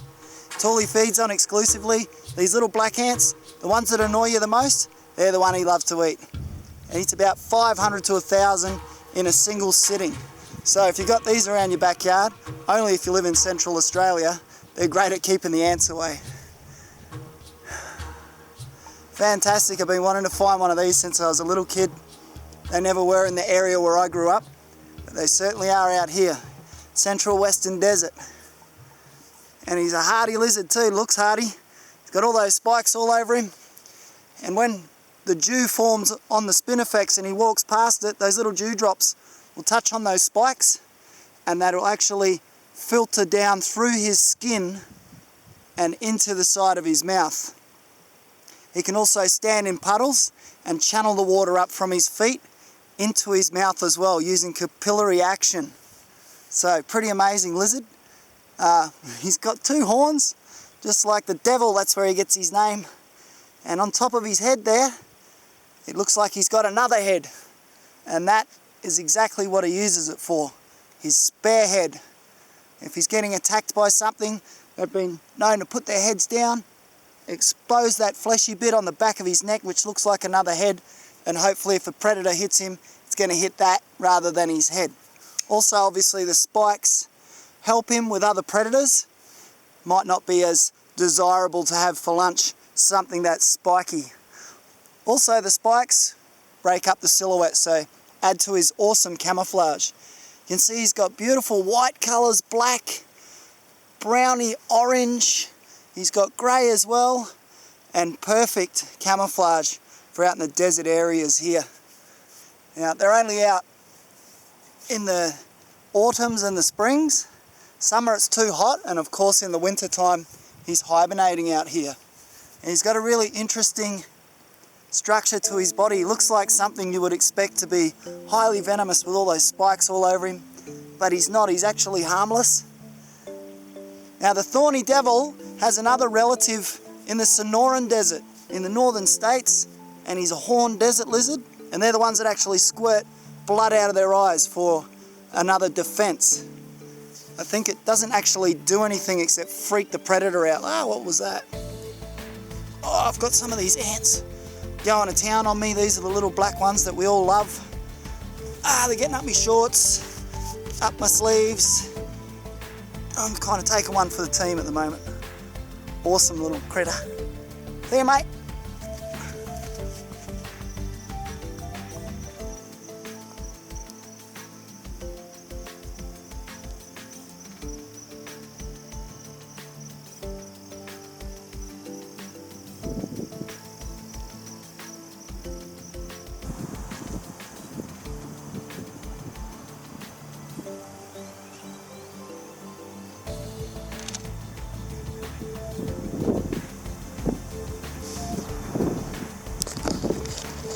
Oh my God, you wouldn't believe that. Military dragon and a thorny devil side by side in the middle of the red centre. This is an awesome day.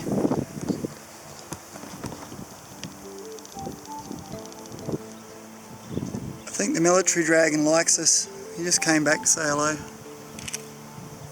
That is unbelievable.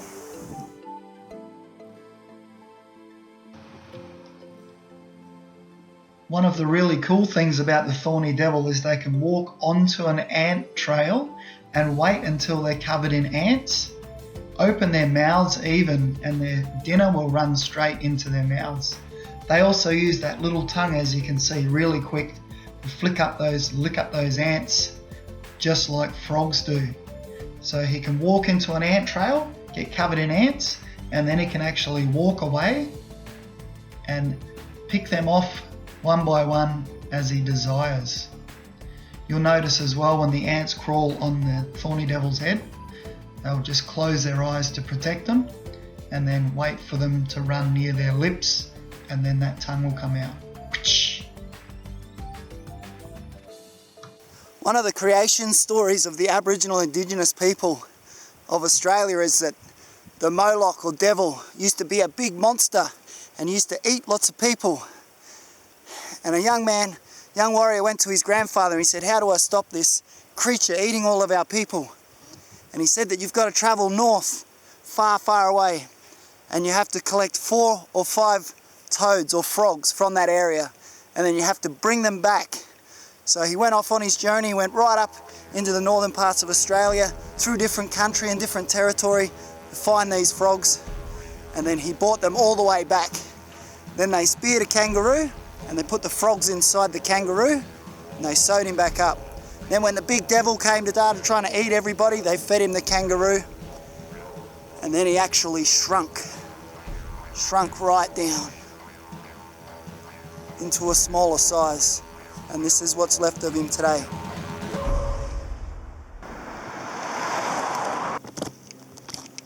Look at this little guy down here, the thorny devil. He's just sitting out in the sun in a trance. He doesn't realise that his favourite part-time is really, really dangerous. 2 more steps over that line and he'll be squished. And if it's a girl at this time of year, she's going to have 5 or 6 eggs in there. So keep an eye out while you're driving on the road, particularly in the summertime. A lot of reptiles and also birds. If you do 90 kilometres an hour, they've got a lot more chance of getting out of your way.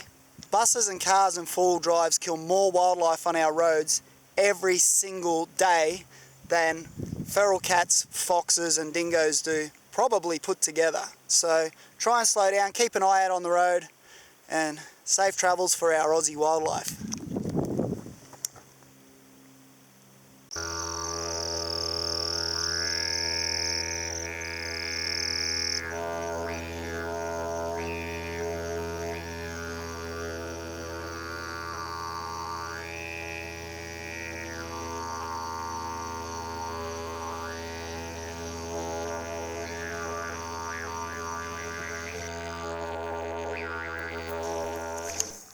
Whoa, how awesome is that?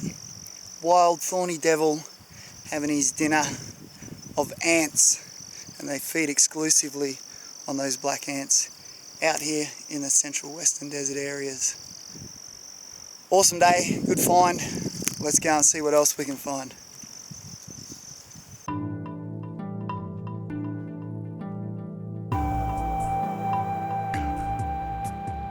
Alrighty, this is not what you'd expect to see in Central Australia.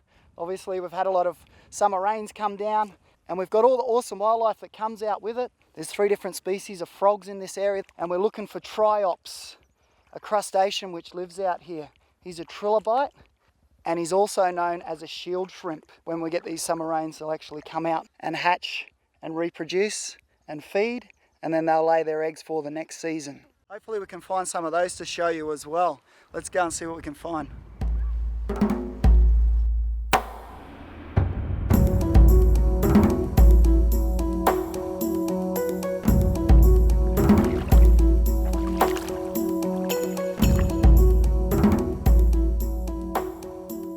Alright, Got one here, a couple little triops. Shield shrimps, and they're really interesting little critters. They're prehistoric. Their fossils date back 300 million years. And what happens is their eggs lay dormant right throughout the dry season and the summer, and the ground can actually get to 80 degrees and the eggs still survive. And then when it rains, they'll hatch out and they'll reproduce and feed. They can live for up to 90 days and they reproduce. They're an arthropod and they're a freshwater crustacean. Now the name triops, tri meaning three and ops meaning eye. They've actually got three eyes. They've got a simple eye, which is in the middle, and then they've got two other eyes either side. Prehistoric little critters. Aren't they awesome? Everything that hatches out here or comes to life with this rain and with the wet weather has to breed and feed quite fast, because once the water dries up, obviously they all die. So some of the species of the frogs out here and the spadefoot toads, the eggs can hatch and metamorphosize into little toadlets or little froglets in about 3 to 4 weeks. So very quick. In these ponds, they'll eat anything that they can get. A lot of the plant matter will start to decompose and the tadpoles and toadpoles will feed on that. They'll become carnivorous if they have to as well, and they will eat each other. So whatever's going is on the menu, as only the strong survive out in these areas. In these remote pools, anything's fair game, and a dead shield shrimp is a good opportunity for a tadpole to have a feed. They'll also eat decomposing matter, such as the plants and grasses which may be in the water as well. As algae forms, the tadpoles will also eat that. Now we've got a shield shrimp and a tadpole, and there's that demonstration of cannibalism right there. You can also see we've got little nymph shrimps cruising around, sea monkeys. It's another type of little crustacean that lives out here. And we can find some other dragonfly nymphs as well. Well, this is certainly not the weather you would expect to see when you come to the central western desert areas of Australia. And a couple of times a year it can actually get a lot of water out here like this.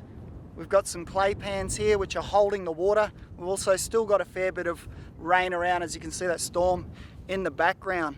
Now it's interesting weather patterns. We can catch the tail end of the southern winters around June and July and get rain from there. And then around December, January, you can also catch the tailwinds of some of the monsoons or tropical depressions, which will also push rain into central Australia. Of course, this changes the habitat and all of these interesting species come out.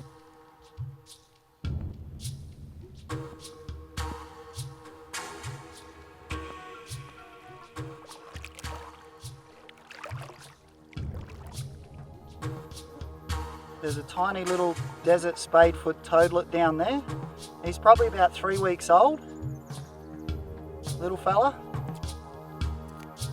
And just to give you a bit of an idea of how big he actually is, it's about the size of my fingernail. Well, it's time to have a look at what these little guys look like underwater when they're doing their thing.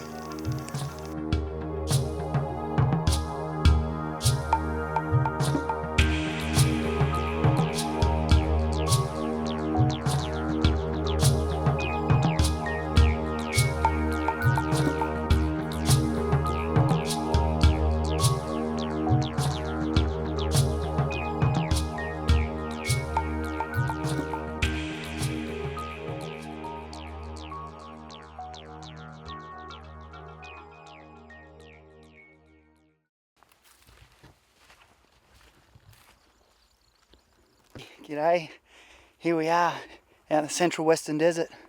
It's just on twilight and I'm sneaking over to an area in search for the great western desert skink.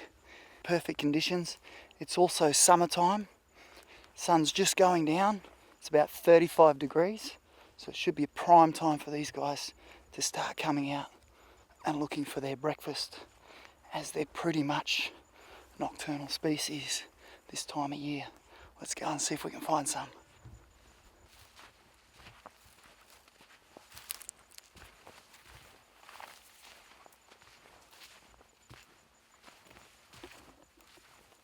So these guys aren't your average lizard you would expect to find without putting in some time and effort and research.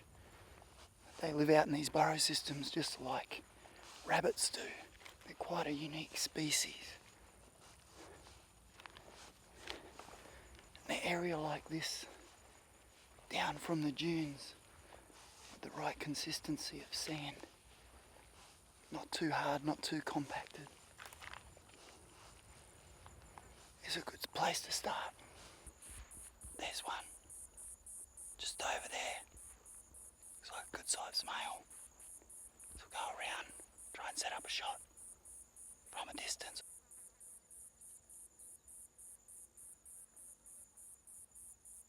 This is the central western desert skink.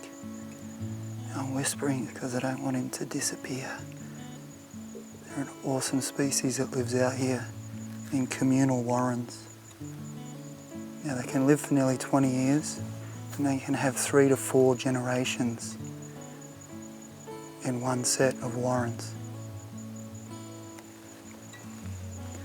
So they can live in the same place if the conditions are kept perfect for 60 to 70 years, which is amazing. So they'll have a whole family unit living in there, and it's about 6:30 p.m. at the moment. The sun is just setting over in the west. Awesome find. They're very shy and they're only out for a few hours at a time. Now they'll come out and go hunting. They're omnivorous, they'll eat fruit and they'll also eat insects. He's got some other cousins out here, the night skink and another desert skink species as well.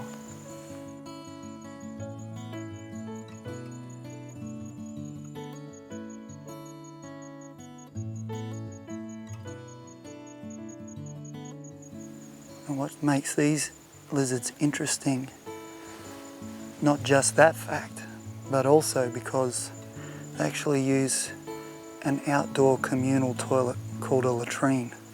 So they all come out of their burrows and they go to the toilet, then they go back into their burrows, which is kind of cool for animals that do that, particularly not common in reptiles.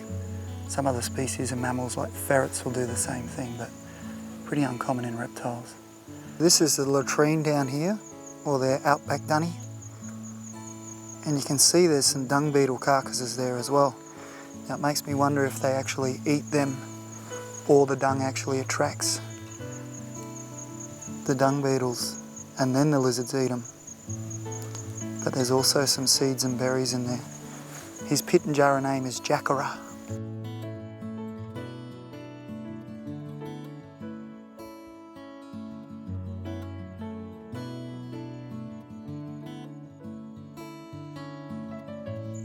So on the hot summer nights, this is when the termites come out. And this is what the desert skink loves to eat, amongst other things. Usually when the prey's out, the term is on whether they're out. So the right temperature, the right season, the right time of year.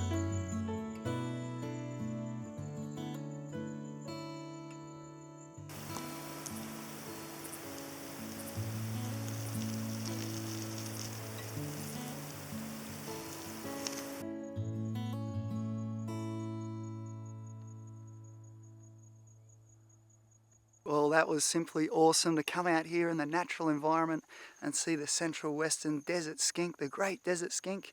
We got to see a big male, was about 13 inches long, female around 8 inches, and we saw a little juvenile as well, about 3 to 4 inches long. Now they love coming out in the summer months when the humidity is above 50%, the atmospheric pressure is right after the summer rains and all the flying termites come out. They'll also eat fruits and berries, they're omnivorous. Excellent stuff. Let's go and see what else we can find.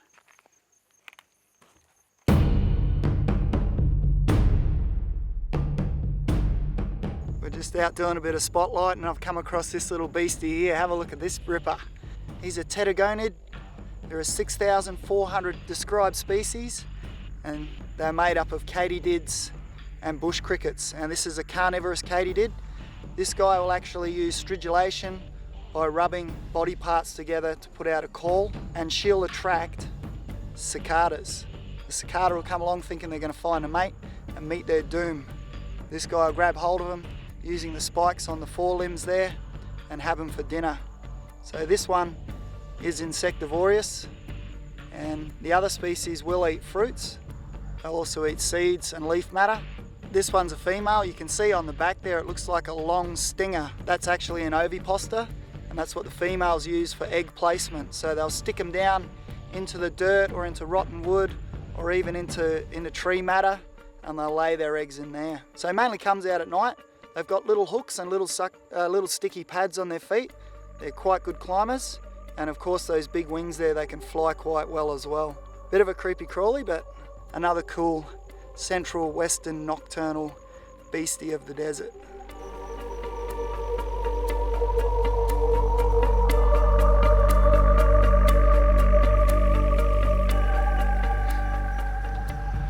Woohoo!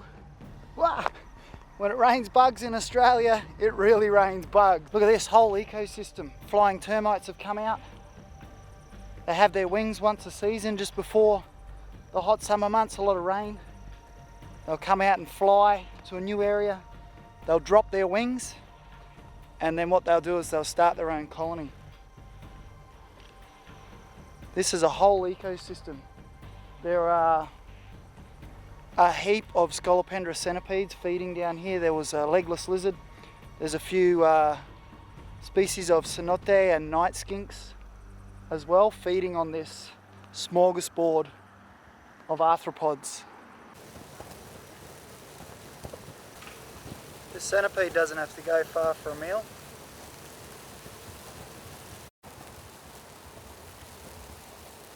The Burton's legless lizard.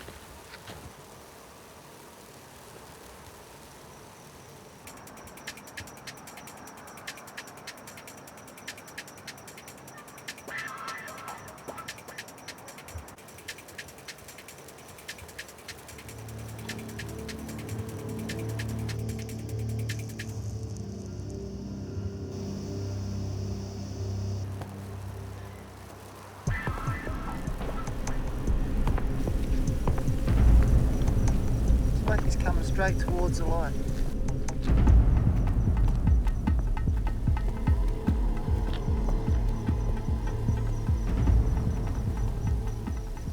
So it's a hot summer night. It's rained. All of the insects are out coming to feed on these flying termites. Now, have a look down here. Just about everywhere I walk, centipede. Centipede, centipede, and these are the Scolopendras. They're not real friendly. You wouldn't want to get bit by one of these guys. Give them a tickle, they go crazy. There's two of them together here in the same spot. There he goes, there's his mate. Probably not the best night to be wearing these Japanese safety boots. I don't really want to get tagged by one of these centipedes. They can make you quite sick, a bit nauseating,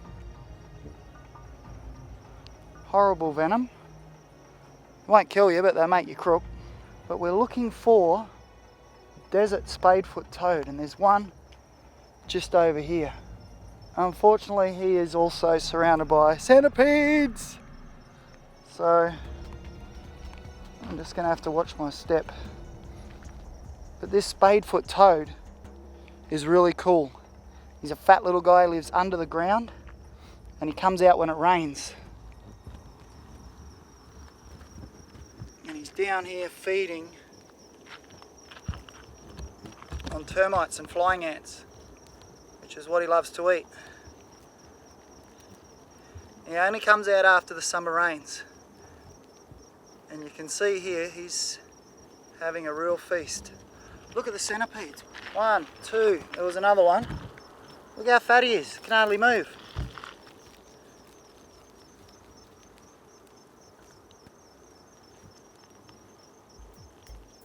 And of course our desert toad here Mate, he's at a all-you-can-eat smorgasbord.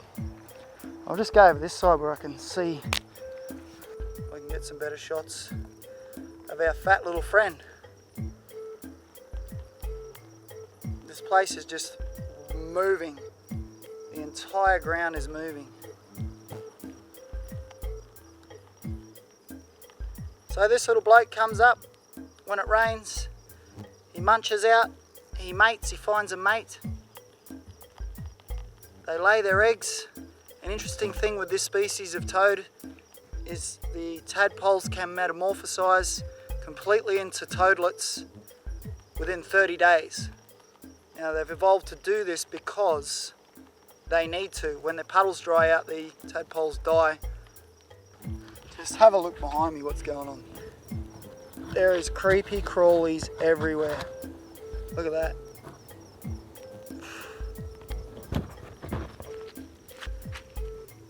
Not the best day for thongs. There's big beetles as well. Look at this bloke. It's fatty. Go away, fatty. There he goes. There's another one. Go on your way. Blimey, they're everywhere. There's another one. Just surrounded. Surrounded by centipedes. 1, 2, 3, 4.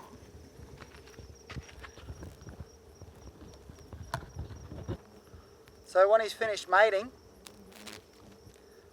and it starts getting dry, they'll use the spades on their back feet and they'll begin to burrow into the ground 2, 3, 4 feet.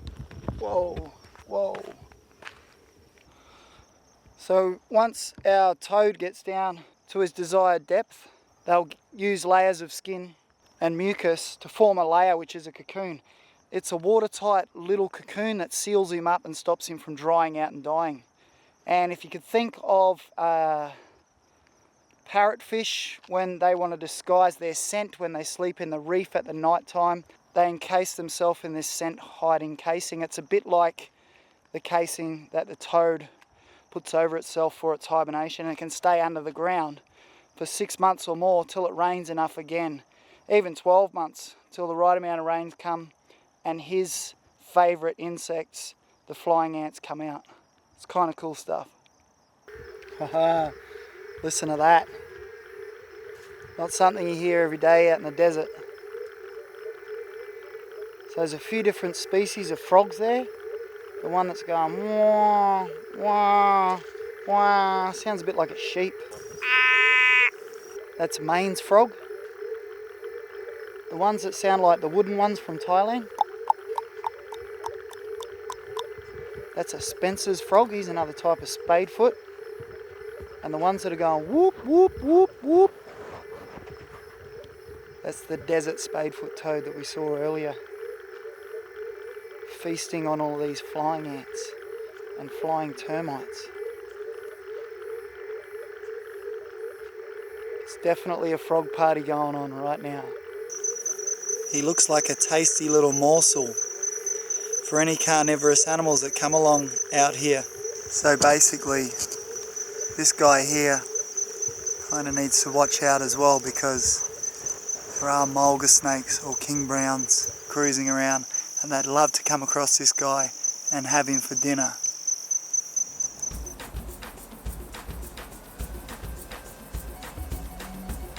This rasping cricket's overwhelmed by his dinner.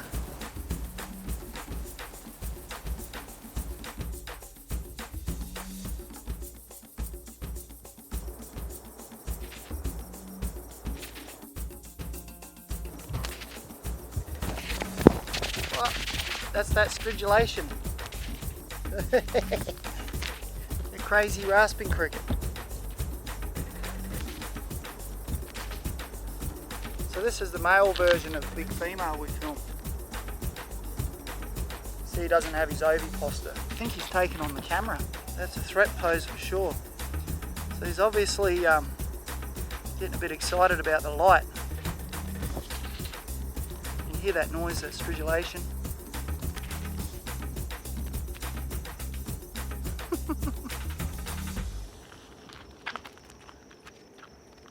It's actually coming towards the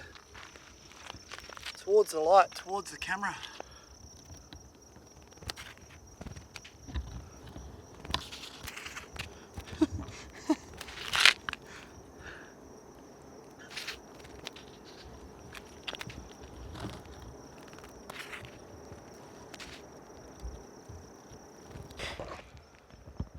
There you go.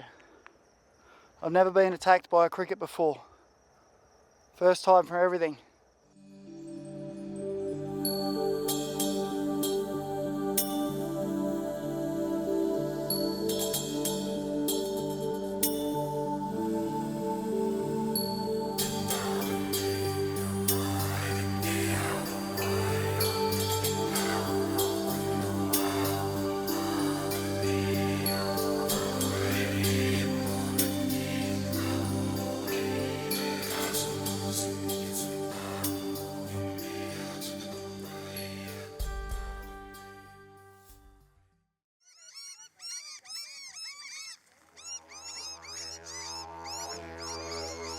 Awesome, look at that, the largest species of ranid in Australia.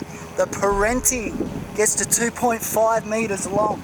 Now Australia's got 27 species, which is over half of the world's population of monitor lizards, or goannas is another name for them.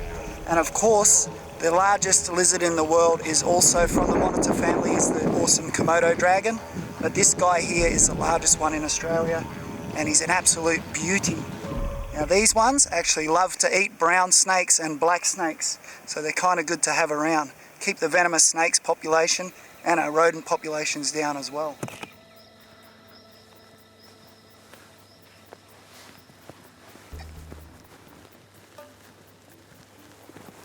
Now this is what goannas love, old rabbit holes.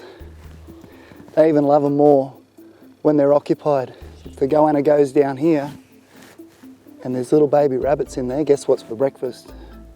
So European rabbit, introduced species to Australia, dug lots of holes everywhere, but the wildlife take advantage of this. Also snakes will go down there to escape the heat of the day. So this goanna likes this area, likes all these different holes. When it gets too hot during the day, we'll hide down in here.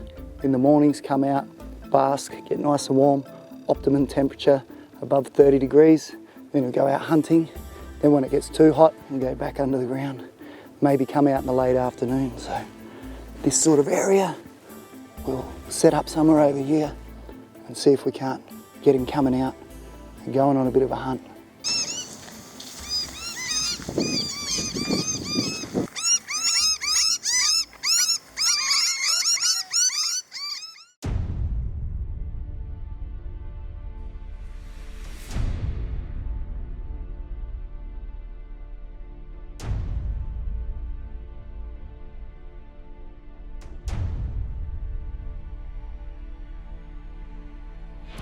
It's about a 1 metre parenti nungtaka eating a rabbit kitten, medium-sized one, probably about a 700 gram rabbit. So this goanna monitor lizard, he's caught that rabbit and killed it, and now he's basically chewed it in half and he's trying to swallow down the back end of the rabbit. So I think once he gets that piece off, eventually he'll look at swallowing the front half. You can see obviously he's got a mouthful there. His skin stretched around his throat is quite tight. They do have razor sharp teeth, and they can obviously slice through that rabbit skin as well. But he'll have to swallow that part first and then chew through that bit of fur left over before it actually comes completely in half. So he's trying to rub that rabbit against the rock to help try and tear it in half.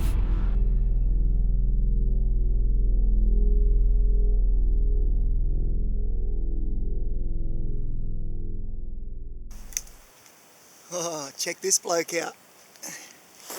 The lungkara blue tongue. Hello, how you doing? Got a little stumpy tail, haven't you? Hey? See him huffing and puffing, making himself look big and scary. Get away or I'll bite ya. Poor old blue tongues. A lot of them, unfortunately, in Australia get mistaken for snakes because they've got little short stumpy legs. But this is the Centralian desert blue tongue. And there are about another 5 subspecies. There's a southern one, a northern one, western one, and this is the desert one. Lungkata in Pitjantjatjara. He's got a stumpy tail, probably got in a fight. Yeah. He's healed up alright. He's having a little bit of a hiss. And he got that blue tongue they stick out. That blue tongue that he sticks out, a bit like a mouldy. Get away, I'm scary.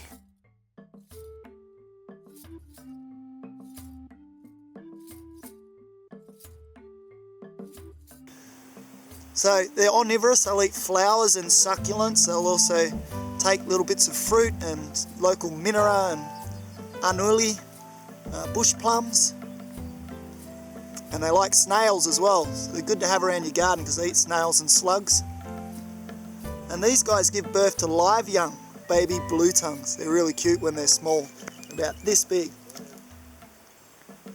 So he's just out here getting a bit of sun, heating up for the day, and of course he's solar powered reptile. Just coming into spring now, so all the animals are starting to wake up. A little beauty. This is the mulga scrub, and there's a particular snake out here who's named after the scrub that he lives in.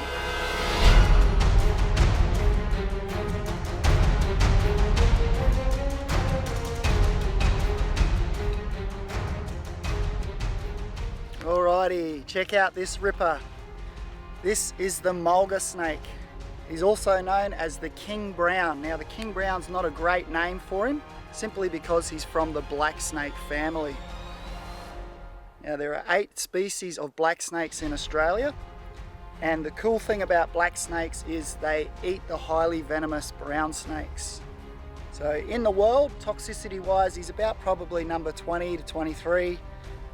But he is considered one of Australia's more dangerous snakes because he's found in a lot of areas where people live. So he's the most widely distributed of all of our venomous snakes, and he's found in all states except for really Victoria and Tassie, where it's quite cool. Now down there you will get other venomous snakes. No one in Australia misses out on venomous snakes, and that's what keeps most of the Kiwis in New Zealand, because they don't have any venomous snakes or any snakes at all over there, so they're actually petrified of them, for good reason too. A bite from this snake you wouldn't want to get. It would definitely require medical treatment, and he is considered dangerously venomous. So they're primarily reptile hunters. They love amphibians as well. They have been known to eat birds and mammals also. So he's a bit of a bucket. They will eat just about anything, but he does have an immunity to some of our other venomous snakes' venom over thousands of years of evolution. So the venom from other venomous snakes might slow him down a bit, but he will still swallow them whole.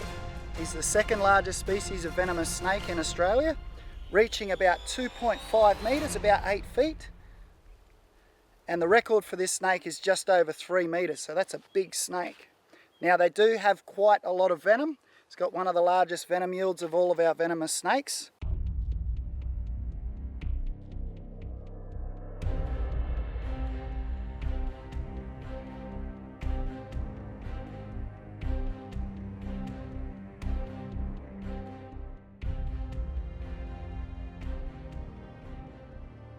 So mulga snakes are egg layers. They lay up to 16 eggs, usually in the early spring to coincide the hatching with the summer. So the black snake family is not as toxic as the browns and the taipans because they hunt mammals and we are mammals. These guys prefer reptiles and amphibians, and the black snake family, about 8 species, depending if you want to divide the pygmy or not. Got the western pygmy mulga, the eastern pygmy mulga, which are actually found in the north. We've also got the spotted mulga snake in WA. Then we have this guy here, Pseudichus australis, is the most widely distributed. Then we have the blue-bellied black snake, the red-bellied black snake, and the really beautiful pink collet snake as well. So they're all from the black snake family. So he gets to over 2 metres, and the only other venomous snake in Australia that grows larger than this guy is actually the coastal taipan, which gets up and over 3 metres. There we go. That is the awesome mulga snake, also known as the king brown, but he's not a brown snake. And the mulga is the bush behind us. That's where he gets his name. Thanks for watching. I hope you enjoyed the mulga snake as much as I did. Please subscribe and join us on our next adventure. And I'll catch you next time.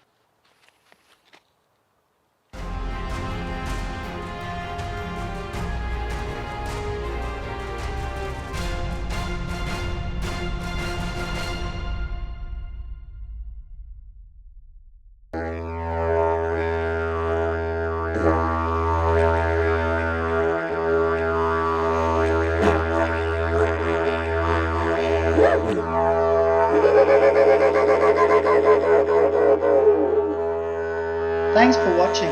Let's help protect, look after and promote Mother Nature together. Don't forget to tune in next week.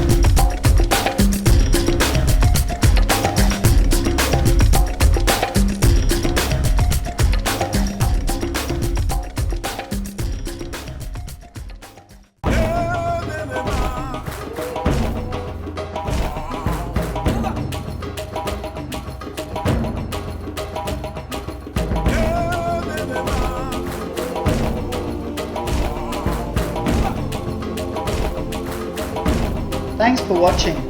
Let's help protect, look after and promote Mother Nature together. Join us on our next adventure and see you next time.